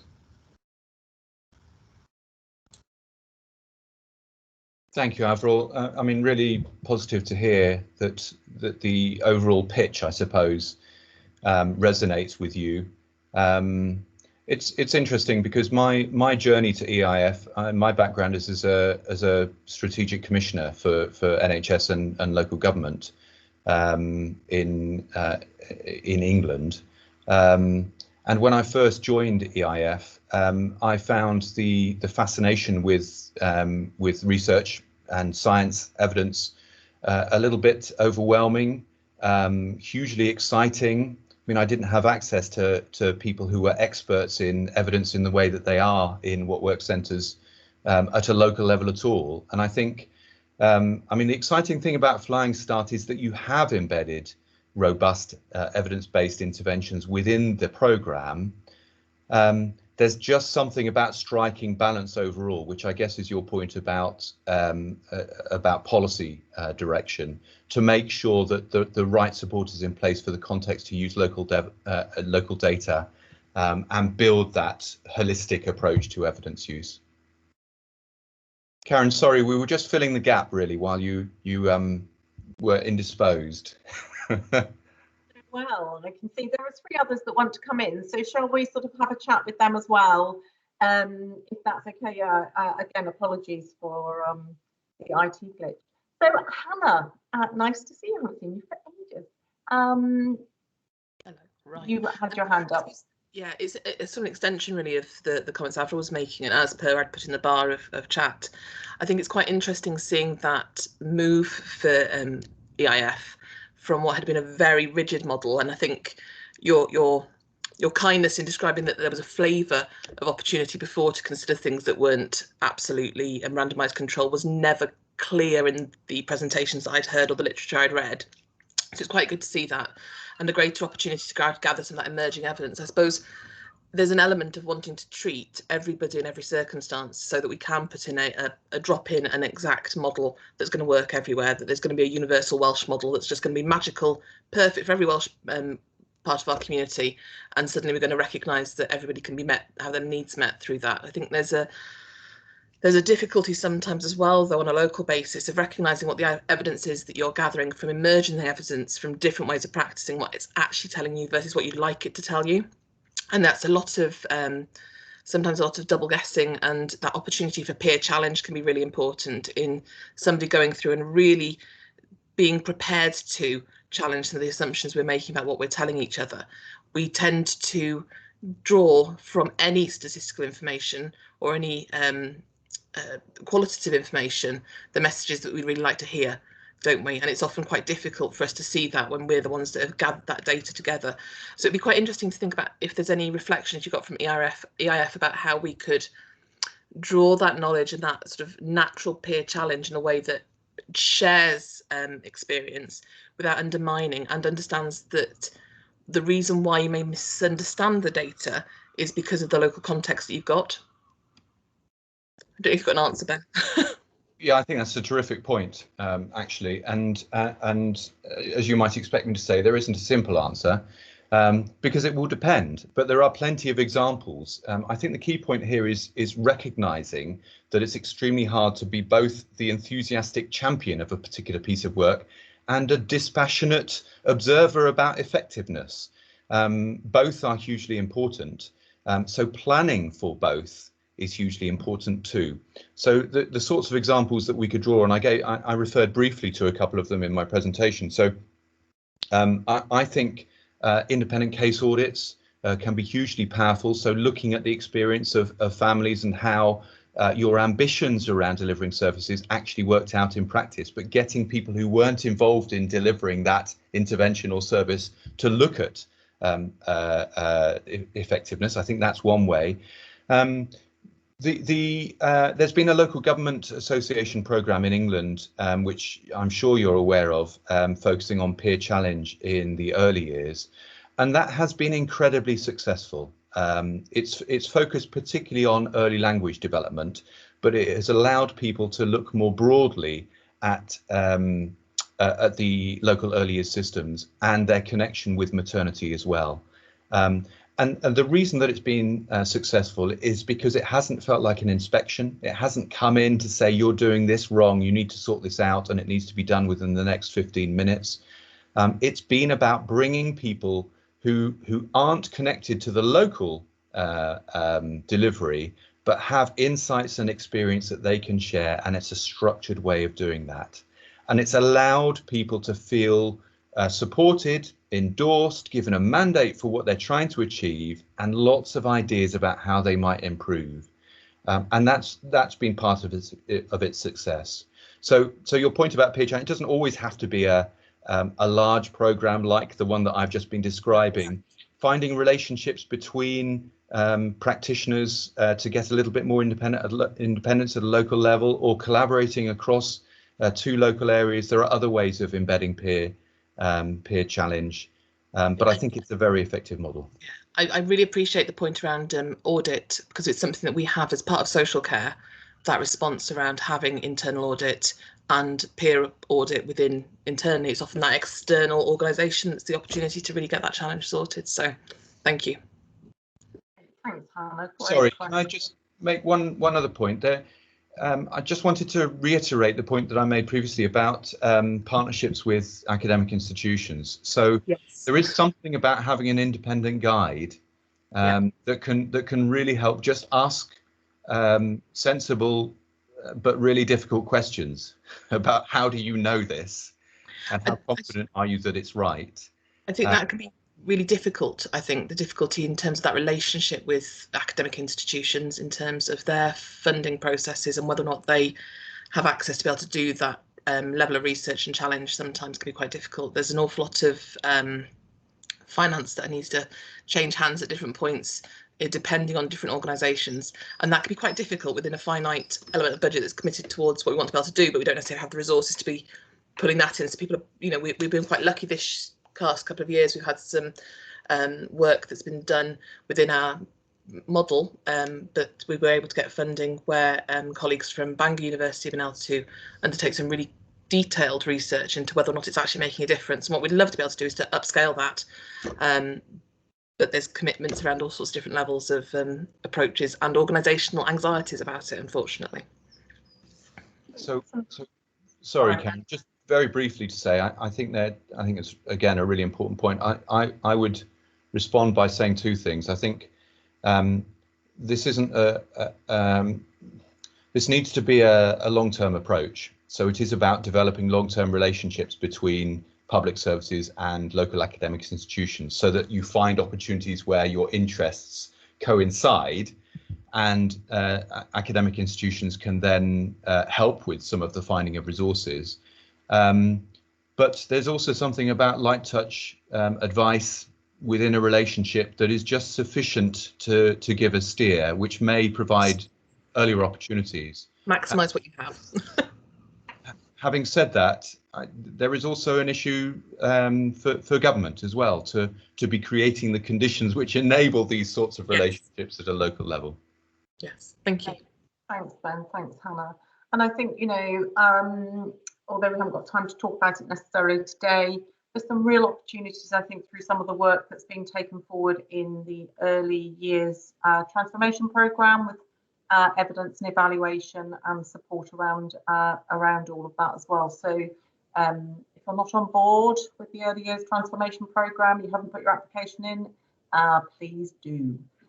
Right, I'm going to ask Catherine, Yvonne and David to each ask their question or make their point, and then Ben, for you to sort of respond after the three of them have said something. Is that okay? I'm just thinking about time. So Catherine, to you first.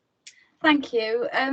Mine's quite a sort of basic question, probably. I'm just about to embark on retendering the elements of the Families First programme in Ceredigion, and I've split it into meetings with internal stakeholders to look at the service specification. Is it right? You know, what do we want to focus on going forward? Then with external stakeholders, which will be health partners as well as some third sector partners, which is the sort of, and then a survey out to parents and ask if they'd be part of focus groups. and then a section then of research and evaluation documents, like information from the EIF and the presentation we heard earlier. But it's going to be pretty quick and dirty, really. I'm going to try and do it over the summer, end up in August with an agreed service specification, so I can put it out to tender over the winter. And some of the questions I want to ask, particularly the parents, is just keep it really simple, because you know they don't want to go on be asked lots and lots of questions, we found. So just sort of what works well for you, what doesn't work so well for you, and what would you like to see happening? And I'm just kind of a little bit worried that I'm just going to get this jumble of loads and loads of things from parents, internal stakeholders, external stakeholders that I've got to build together into a tender. Do you have any advice? Stan, I think I'm going to have to let you answer that, yeah, before we move on to Yvonne and David. What a great question. I suspect that you probably have the answers that you need already, rather than me giving you some from a completely different perspective. I mean, it sounds like you have a really good feel for your context already, that you have good relationships, that you know there are a range of opinions, and that it's not going to be just a simple thing of saying, well, everybody wants one of these, so we're going to commission it. I mean, that's the nature of this consultation. But what you're doing is investing in the relationships, and you're showing to these stakeholders, all the different ones, that you are all important in this process. And I can only do this if you help me. And that's the crucial thing here. But recognizing that you're not going to get a simple answer from the consultation. I mean, that seems sensible and realistic to me. Fantastic. Thank you. I thought you were going to give me just a structured framework. Do this, follow that, you'll be fine. Sorry, I should up now. Yeah, no, that's fine. So I was just going to say as well, remember to speak to children and young people too, because they have very definite views on the sorts of things that they want in terms of support. I'm doing the play sufficiency assessment as well this summer, so I'm mangling them together so I can gather, yeah. So any sort of support we can give each other in terms of how we interact with, learn from, listen to, consider the views and voices of children and young people as we're developing the approaches to support them and to work with them is going to be really, really important. Yvonne and then David. Thanks. Hi Ben. Where we are in Carmarthenshire, we've been interested in research for a long time, and we have a research group which are practitioners working together to try and forward the amount of research that we can do to inform our practice. And this week it went regional in the southwest because we needed more bodies, and one of the biggest problems, and we've linked in with Swansea University and we've linked in with Cardiff University, so we have but it's quite tenuous, because one of the biggest issues is how do you move the culture of an organisation in the direction you want to travel. That does pull you backwards, and we're doing it on top of existing workloads and with no funding. But it is moving, but that does make it very slow. So I just wondered if you've got any tips, ideas, help to keep us moving. Not a silver bullet, I don't expect that. Just as well, a bit short on silver bullets at the moment. Well, it sounds you're trying to do something which is really hard. That's the first thing to acknowledge, but also really important. I think the key thing with when you're thinking about culture of any sort, it takes time and it takes consistency. And to have both time and consistency, you need some senior sponsors, some senior champions, some people who believe in this and are willing to make some space for this to happen and to make it visible and important in organizational strategy. So that would be my first point. There is something really important about a groundswell at a practice level as well, of people who are communicating how important this is, or indeed across communities. So there's something about distributed leadership, but without the strategic leadership for the organisation saying this is important. It's a constant uphill battle to get the time, space and resource to make it turn into something real. But keep going, Yvonne, because it sounds like your ambitions sound fantastic. It's just about finding the way to bring the different strands of this together and find some breathing space, it sounds like, as well. Great, thanks Yvonne, thanks Ben. And lastly, David. Yeah, thanks very much. Sorry, I'll try and be brief. We're over the time, but it's quite a big question. They all are this afternoon, aren't they? Thanks very much for what EIF does. We use it a lot in Welsh Government. We do, and my team certainly. And I just wanted to know, given that the First Minister will continue to have a priority in this Senedd term on reducing the number of looked after children, what do you think the contribution of things like Flying Start, Families First and other early intervention approaches can be to that?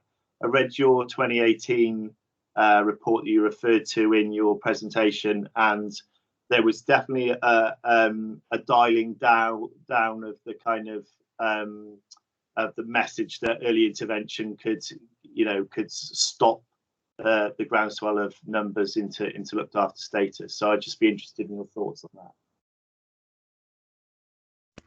Yeah, and that's a really good question, David. I think we were certainly very concerned around the time of the Realising Potential report that there'd been some overselling for some time on the benefits that could come quite quickly from early intervention, and we just wanted to be clearer about the reasons why we weren't making the progress on early intervention that we'd want to see as quickly as we'd hoped. And so part of that was unrealistic expectations of the impact that relatively small scale investment could have in specific interventions, particularly in the context of the changes to resourcing of public services more broadly. You know, it's a very complex picture. So for us to assume that that relatively small scale interventions are going to transform the flow of children into the care system was just unrealistic, I think.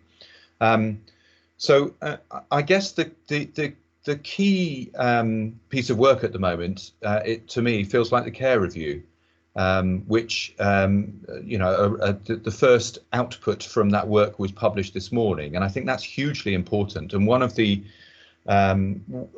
messages coming from the early report in the care review is that it's been unhelpful to focus on child protection for many families who need support rather than statutory intervention. And I think that message applies across the UK. I think it would be really interesting to see what it specifically means in the Wales context, and what that means for early intervention leading up to the point of support for families. But I think unhooking the relationship between support and statutory intervention to protect children is a discussion that we need to have. Early intervention, and this is the point we made in the Realising the Potential report, it's a slow, long-term investment. It isn't suddenly going to lead to a drop in children needing very specialist and intensive support, or indeed keeping them safe. But it does have a contribution to make, and we would certainly say that the reducing in intervention in some parts of the UK on early intervention has been a contributing factor to the fact that we're seeing so many children now needing social care intervention. So there's something really crucial about balance in the system, rather than thinking if there's a short-term injection of cash in one part, it's going to have a long-term sustained impact. I mean, David, that's a nasty question, if you don't mind me saying, a really tough one for this time of the afternoon. Let's fix a 2-day away session and we can work through it in detail. Well, we may be taking you up on that, Ben, I can tell you. So lots more discussions to come, I think. And I'm really sorry that we're going to have to bring this part of the conference to a close. It's been a really fantastic presentation and discussion, really rich in terms of the comments and the considerations. And I look forward to building on these, not just with yourself, Ben, but collectively. We have so much to learn from each other, and very much look forward to that. So thank you. And yeah, so that builds nicely, I think, into now looking at some of the things that are happening locally. You know, we've sort of talked about some of this the big picture elements, and actually the importance of local within the context of evidence evaluation, understanding what works and and the context within which people are living. So I think we're going to have two really good presentations now from our local authorities, so Caerphilly and Flintshire. So Ben, huge thank you to Diolch, and please stay for the rest if you are able. That would be fantastic. So we're going to let both presentations run, and if there's time, hopefully, to get a bit of a few questions or some feedback would be great. So I think Laura and Sarah, you are up first, our wonderful colleagues from Caerphilly. So a huge welcome to both of you, and I'm just going to hand straight over to you both. Thank you. Thanks, Karen, and feel wonderful to be following. I know, no pressure to follow that. Like, cheers. And we're supposed to talk about innovative practice, and I'm like, oh my God. However, I think what we did was do a very quick flick around, or what have we been doing for the last 18 months? And I think, like many of, all of us on this call, we've had to become more innovative. We've tried and tested new things at rapid speed of how we could get support out to our most vulnerable families. I think somebody's going to share our slides. There's only two, so it's not they're not massive. But we actually had a lot of what we say will actually be reflected in your experience as well. So March 2020 takes us back, and I did a bit of a timeline reflection with my team yesterday, and it was staggering what we've done in the last 18 months. We were actually blown away. But March 2020 saw us and all our teams work from home. We ran school and childcare hubs. We took our delivery of support to families in a virtual space. We had phone calls, WhatsApp, Facebook, Attend Anywhere, Zoom, Teams, Google Classroom, and basically anything else that we found that worked. By September 2020, we'd got better at it. The childcare had returned to normal delivery, well, with the COVID controls. The rooms had all been refurbished to deliver clean room spaces and one-to-one sessions, and the doorstep drops of activity packs were in full flow. And the online forum, our community forum, we had lots and lots of parent groups that were meeting in person. They had gone online from March 2020 and closed Facebook groups, and they came into their own. So actually, part of what we've been doing in the last few months, it's not really that long, is reflecting on what do we want to do going forward.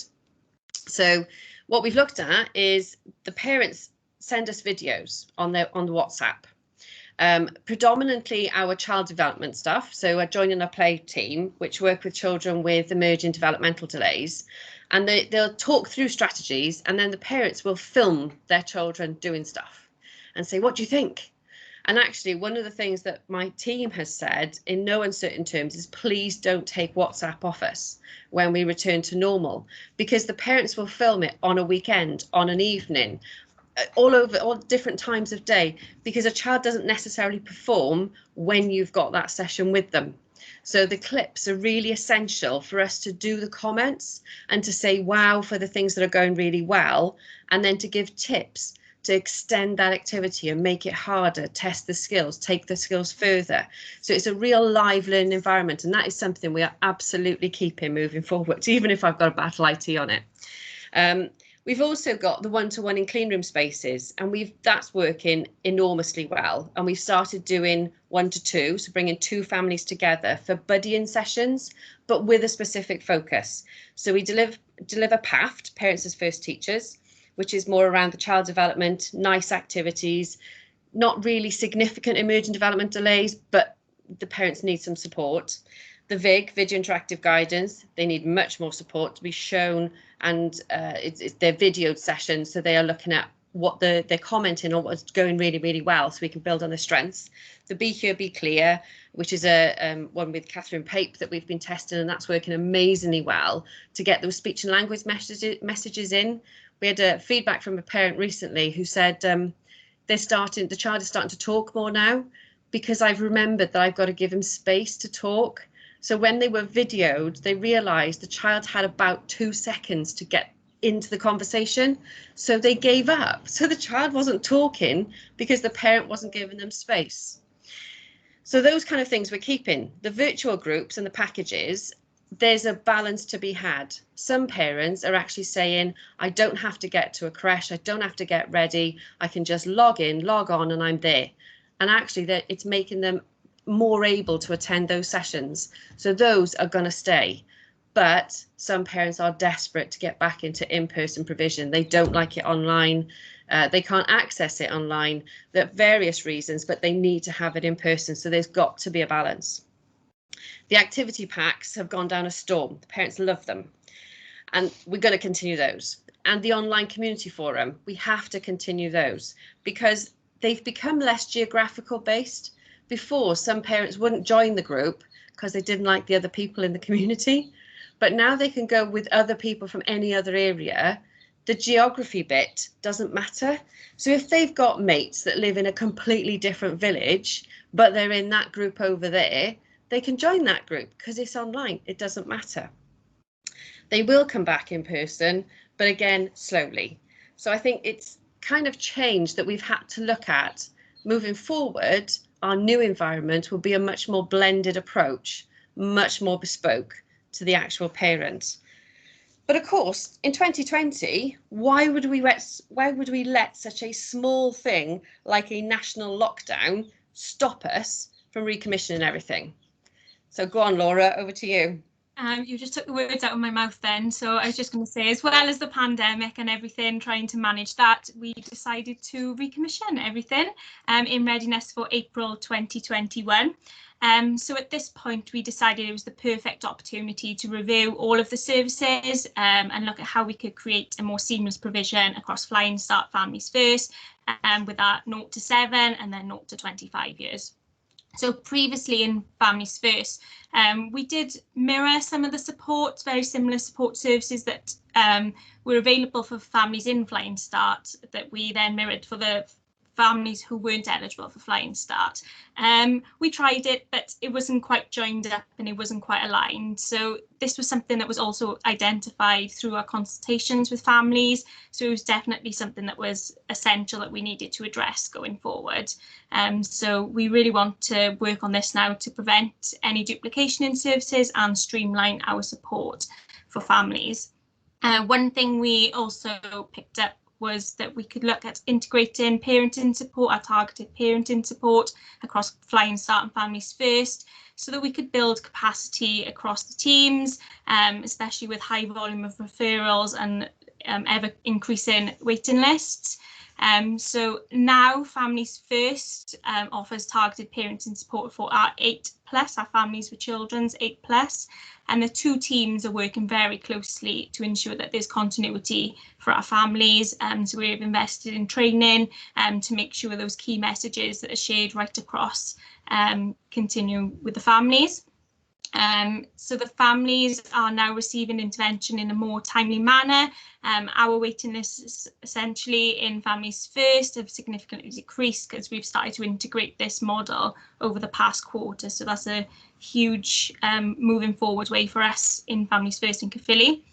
As Sarah mentioned previously, then we have really recognised the benefits to this blended offer, our buzzword that we've been speaking about. So this has been embedded across the new programme for all of the projects. And so our families will receive those bespoke packages of support that could include, as Sarah said, a mix of one-to-one, face-to-face, it could be group, virtual, or then that ongoing support through WhatsApp or closed Facebook messaging services. So there's a couple of the services highlighted there, and we are continuing with domestic abuse services, our advocacy, wellbeing, of course, our team around the family, and as well as that, embedding our new early years almost TAF approach. So with our early years model, we literally have brought all of the organisations together and all of the funding streams, because it was basically way too complicated. So if we go on to the next slide, what we've actually done is built on everything that we did for Vanguard. So under the Early Years Transformation Programme pilot, we used Vanguard system thinking to talk to families. So we had our senior managers, we did our stakeholder engagement, we mapped all the stuff, the people told us in the system what they didn't like, and then we did take our senior managers through the system to talk to families, so the families could tell them what worked and what didn't, and also the staff could tell them what worked and what didn't, and what was really getting in the way. We had a lot of really good staff doing a lot of really good stuff, but the system wasn't helping them. So, and we also looked through children's files, and it was just mind-blowing as an experience. And once you've done that kind of process, that normative learning, you can't unlearn it. You've got to then change. So we actually realised that our whole point was primary prevention and secondary prevention. So I was interested in the ACES meeting on Monday, and Sophie Howe, the Future Generations Commissioner, was talking about the definitions there. Primary prevention is about building resilience.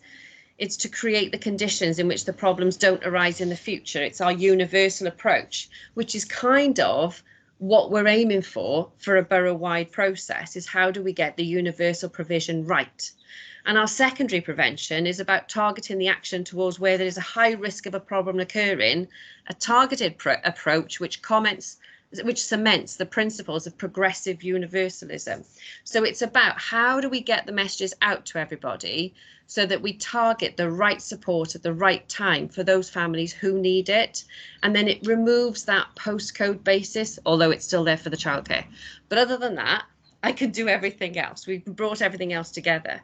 And that tertiary prevention is kind of what we're at the moment, because we are seeing an overwhelming number of referrals coming through, where a tertiary prevention is intervening once there's a problem to stop it getting worse, excuse the motorbike that just drove off outside, and preventing it recurring in the future. So that is the intervention approach.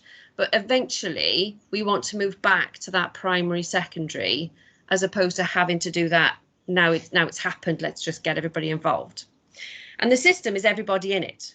So it's midwives, health visitors, school nurses, social care, education, school, childcare, early intervention teams, parent infant mental health services, iScan, which is the integrated service children with additional needs, space wellbeing panel, regeneration, the employment support team, adult education, voluntary organiser, families first projects 8+, supporting people, etc., etc., etc. It's absolutely ginormous. God knows what I was thinking when I decided to take this on. But what we've done is looked at from April the 1st, bearing in mind that was only 2 months ago, and I can't believe I even thought this was a good idea. We've centralised now all of our access through our family information service. They are having what matters conversations with families, which are more in depth. So it's not just a case of saying you're not eligible for childcare. It's asking, what do you need? What are you actually trying to achieve? What do you need to happen? And actually, when we talk to families, it's not often about the childcare. We had a parent of a 3-year-old, we had the ASD, I need childcare.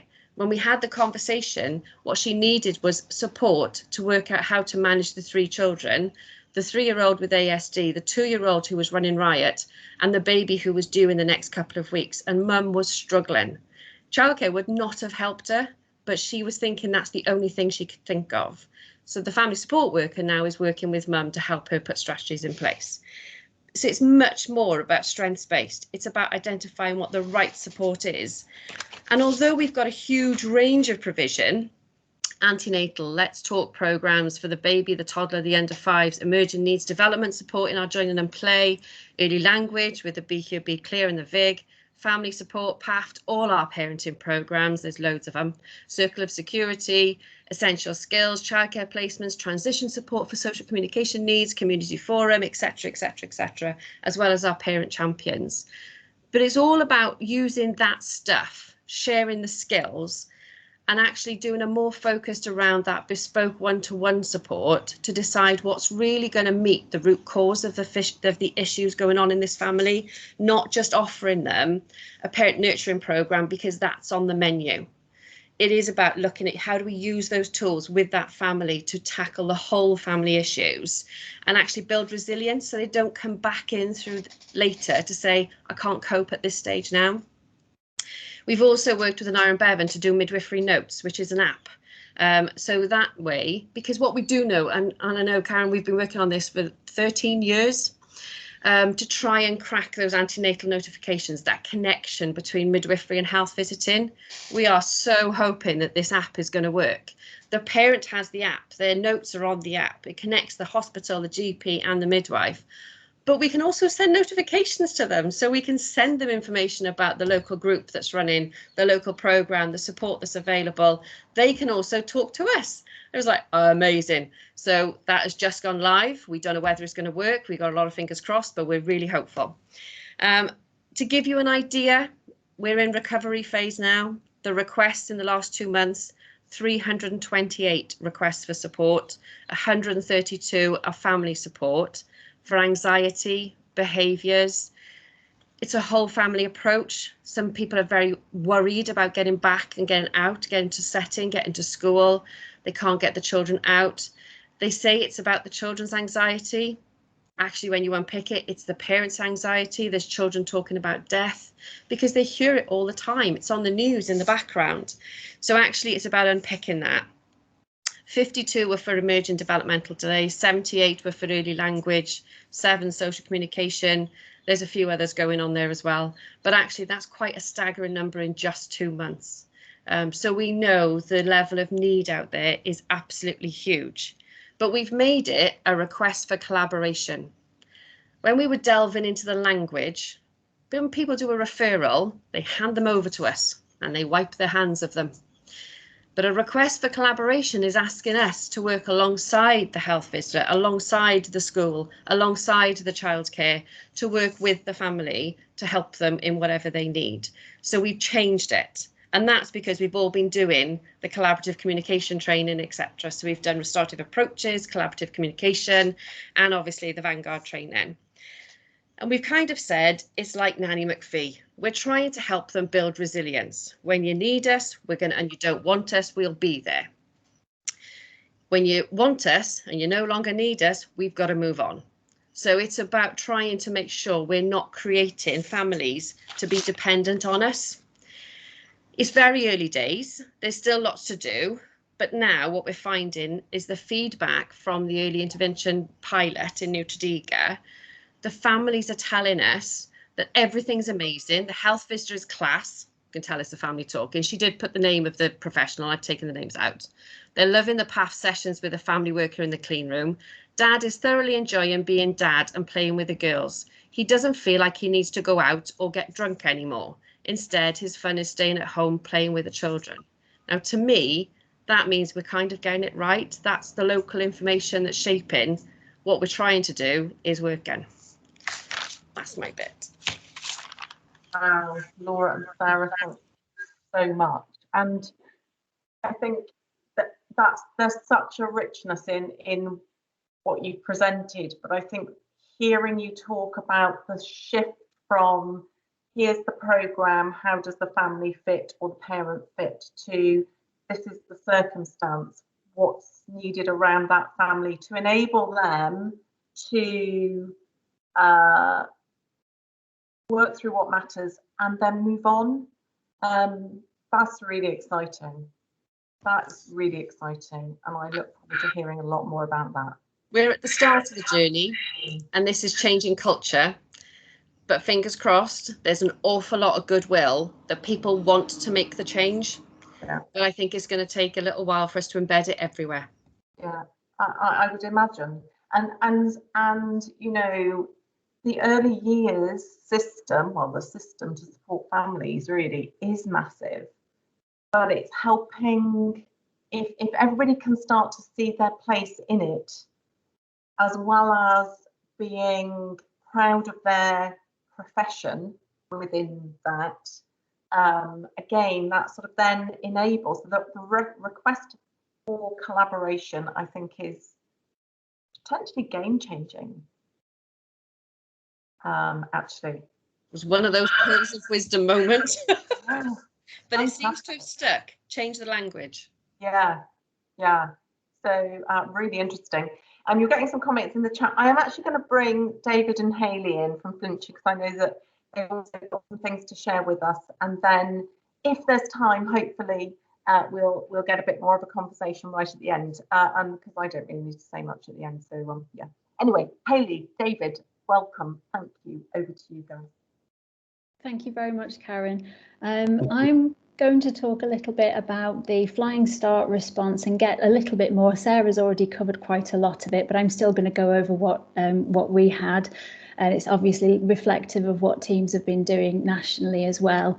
And it's just to sort of look at what was actually delivered on the ground in response to the issues that the Deputy Minister referred to earlier. And I'm just going to share a few facts and figures with you around how we tried to respond to COVID. Bear with me 1 second while I just share my screen with you. If somebody could give me a thumbs up to tell me that's working. Perfect, thank you very much. So initially, what I'd like to talk about is how we maintained the face-to-face content that we were delivering, because that was so important to how we responded. And then I'm going to go on to talk about how we moved into a virtual space, but the two are really, really interrelated. And what, as Sarah said, we're not just moving into a virtual world, we need to continue the face-to-face delivery as well. So in terms of maintaining face-to-face contacts with our families, we, sorry, bear with me 1 second while I get the screen up. Please do tell me if this is working or not. This is my first time doing this. So what we tried to do was maintain the face-to-face contacts with children and families, and a little along the lines of what Sarah was saying, we had to work really quickly to create a space where the health team initially could meet families face-to-face. And we did this by actually creating clinical care facilities in our family centres. We had to strip out all of our lovely resources. We had to put elbow taps in and new sinks and things like that. And it was a full team approach. It really involved the cleaning staff, all of the centre managing team as well. But what it allowed us to do was to meet families who were really struggling in the family environment. Sometimes they were dealing with multiple generations living in one place. They were coping with domestic abuse.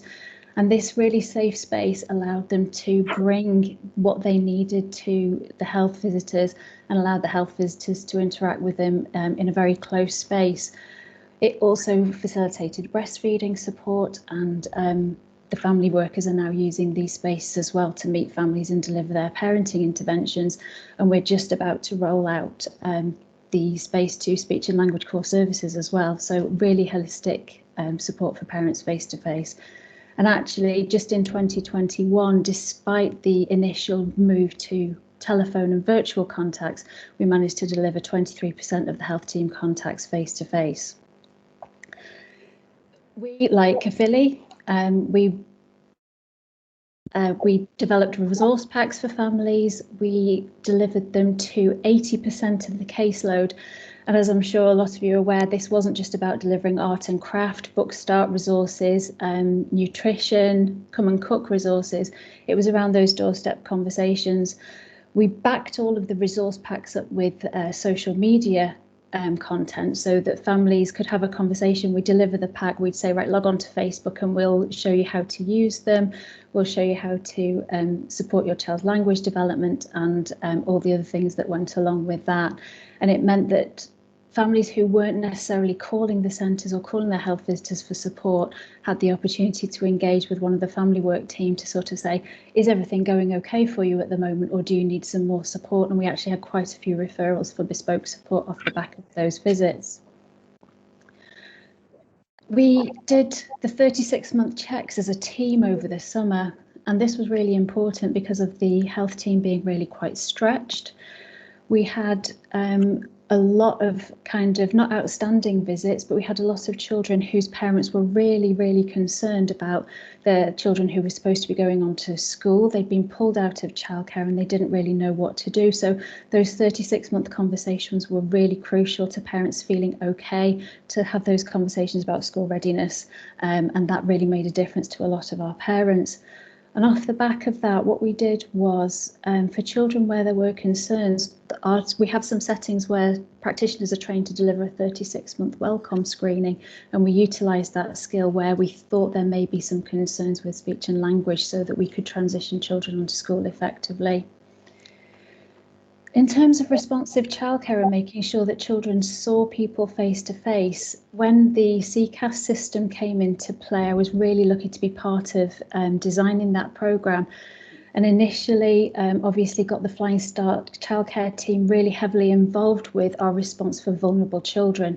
And in Flintshire, we managed to place over 100 children in the CCAS system. The difference was that we weren't just working across Flying Start settings, we had to engage with numerous new childcare settings, and it was about making sure that we weren't just placing children in childcare, we were placing them in a quality environment with practitioners who could really meet their needs. Now, the CCAS system only worked for a period of months, and at the end of that, we were quite concerned that we had a lot of vulnerable children within the system. So what actually happened was, in conjunction with really hard work, the childcare team working across universal health services and across children's services, we maintained that placement for 30% of the vulnerable children placed within CCAS and continue to support them via Flying Start outreach funding, which has really made a difference.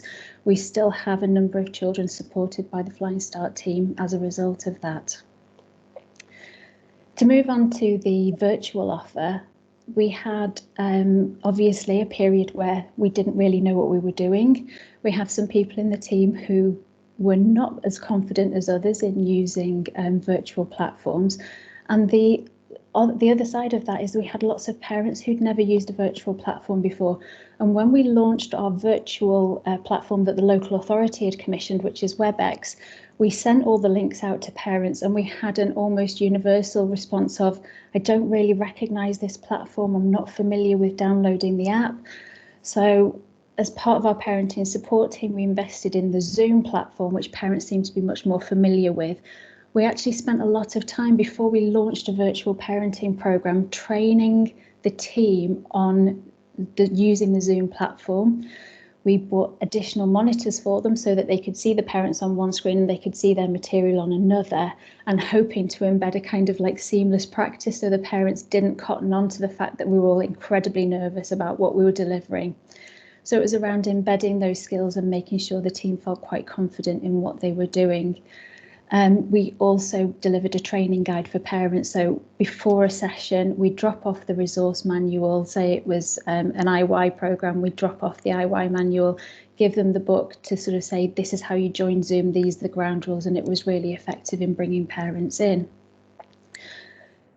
So what we decided to do was we deliver some parenting programs and a speech and language program, but actually parents were really telling us what they wanted. So in the end, we decided to deliver according to need, and the whole team came on board delivering Solihull antenatal program, Incredible Years Infant. We delivered the nurturing program, ELT Plan, Under Fives, and Let's Talk With Your Baby. And we just needed to sort of cover such a huge number of parents' issues and what they were telling us about what they'd experienced in hospital antenatally. So it was about a responsive approach for parents. So 101 parents attended a formal programme, 30 attended our rolling drop-in programme, and then 177 parents received bespoke enhanced support. And that the predominant reasons for that were behaviour, parents struggling to cope with children's behaviour, and then expressive language, where the developmental checks had picked up concerns over their children's speech and language. So we were able to respond to that on sort of multiple levels. We really wanted to retain the focus on SLC. It's so important to Flying Start in Flintshire, and we delivered the Wellcome screening that we normally do to 226 children, again virtually, and that involved a 2-session piece of work with each family. The first was to set up the Wellcome to make sure the parent felt comfortable using the platform, to say, have you got some resources that we can bring to this so we can observe the child together, really make the parent feel at ease, and then bring the child in, and then a second session to support the actual welcome screening, hopefully with the parent and child in a natural environment where they felt comfortable. And all of this was backed up with a social media offer that supported all of this for parents who weren't receiving bespoke support as well. The feedback has been incredible, and the beauty of engaging with people virtually is we've been able to capture a lot more comments. We set up an eWemWebs form. Normally all of these are paper and they sort of get jumbled about, and then, you know, they sort of are collated at the end. But the beauty of the electronic WemWebs means we've been able to capture a lot more feedback electronically as well. And we've just got a sample here about how parents are responding to what we've been delivering. So thank you. I'm going to hand over to Dave for Families First. Thanks very much, Hayley. My name's Dave Chisnall. I'm the Monitoring Officer for Families First in Flintshire. Now, I have to say, I don't have a video today facility, so I can't actually see the slides. So I think Hayley's working them for me, but they are very brief anyway. What I'm going to try and do is just concentrate on how we've managed, I suppose, from a practical point of view, to provide the support without the face-to-face based activities.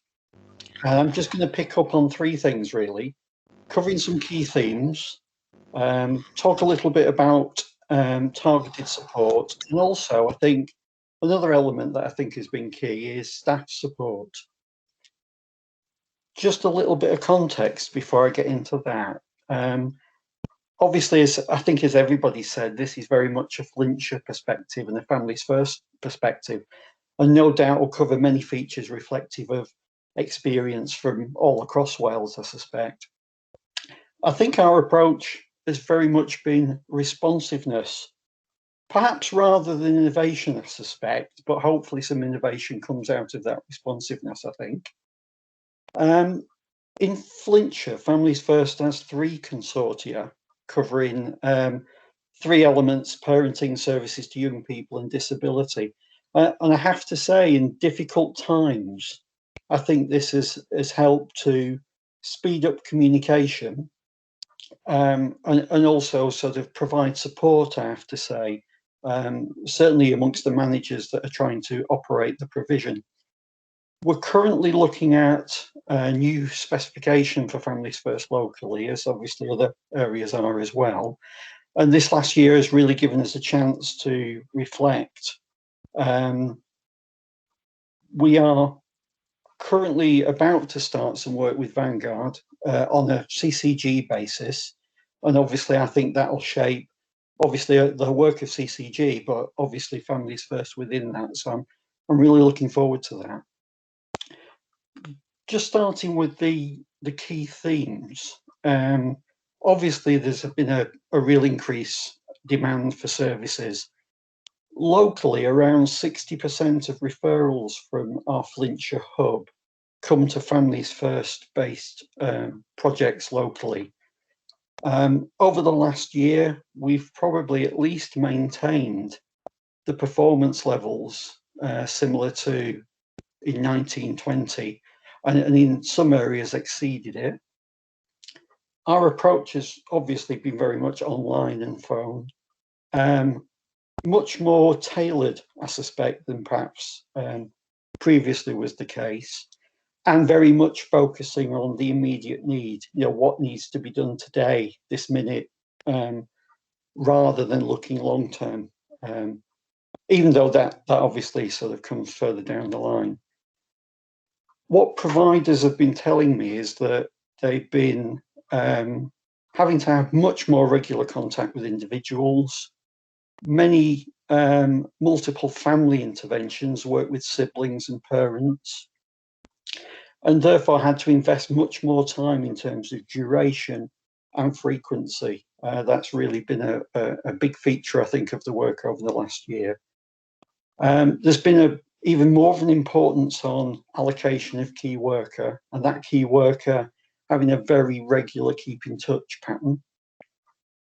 Referral meetings also have perhaps been more frequent, and also had to concentrate more on the sort of best contact methods and respond to changing needs each time. therapy interventions probably have been triaged more. In the high level issues have been dealt with quite quickly, and sometimes I have to say maybe some of the lower level ones have maybe dropped off a little bit just because of circumstance. I think there's been a lot of concentration on practical support, as has been mentioned by others, access funds, activity packs, food, fuel vouchers, white goods, provision of sports equipment, and also quite recently something else that I picked up was a getting back out there pack, which I'm yet to see exactly what the contents are of that. So it'd be interesting when I get to have a look at that. I think there's probably been increased links with other agencies, particularly CAMS for training and also housing. I know that one project has been involved in a joint independent living project, which has arisen during the last 12 months. There's been certainly a much more increased use of volunteers. I think to deal with the sort of volume and the frequency and duration of intervention, we've had to use volunteers probably more than we've had to do before. Also, we've created online wellbeing groups, youth clubs, coffee morning type approaches, really just trying to keep people connected and provide networks. Okay, I'll just move a little bit on to targeted support, if I may. As I said before, it's generally been delivered on a one-to-one online basis, and interventions have provided new ideas for using strategies with families, routines and boundaries around sleep and gaming, which I know is a real issue. Also, delivery of some of the formal or informal parenting programs. Obviously, that can be done on a one-to-one basis or in very small groups. So that could be family links, nurturing, steps, incredible years, challenging years, that sort of thing.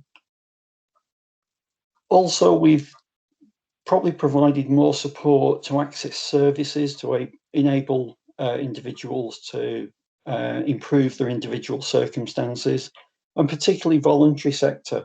We have a high degree of input from the voluntary sector, both in the Flintshire Hub, but also within the consortia.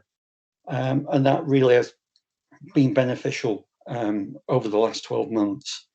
We've provided budgeting support, referring families and individuals to local projects. We have one locally called Nanny Biscuit, which helps in that way. Also, we've looked at obviously trying to increase resilience, a lot of talking support, but also working with families,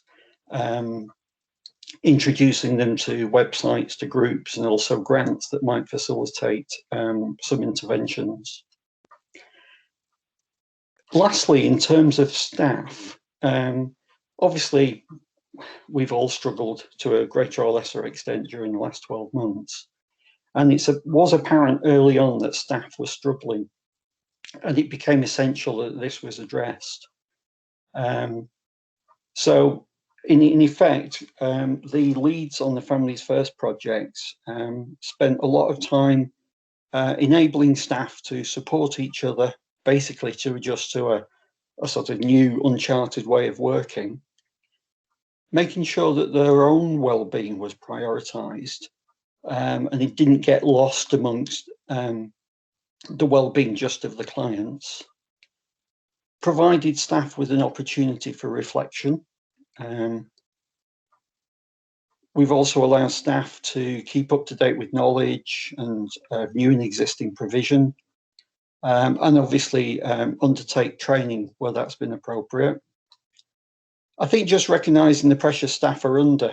Obviously, they're often parents themselves, and they're juggling working from home and looking after the children.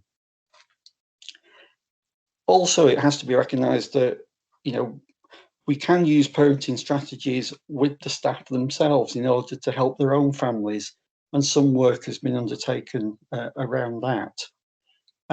There's certainly been an emphasis on having much more frequent staff meetings, more reviews, certainly in terms of the Leeds meeting that I have with the Families First leads of the consortia.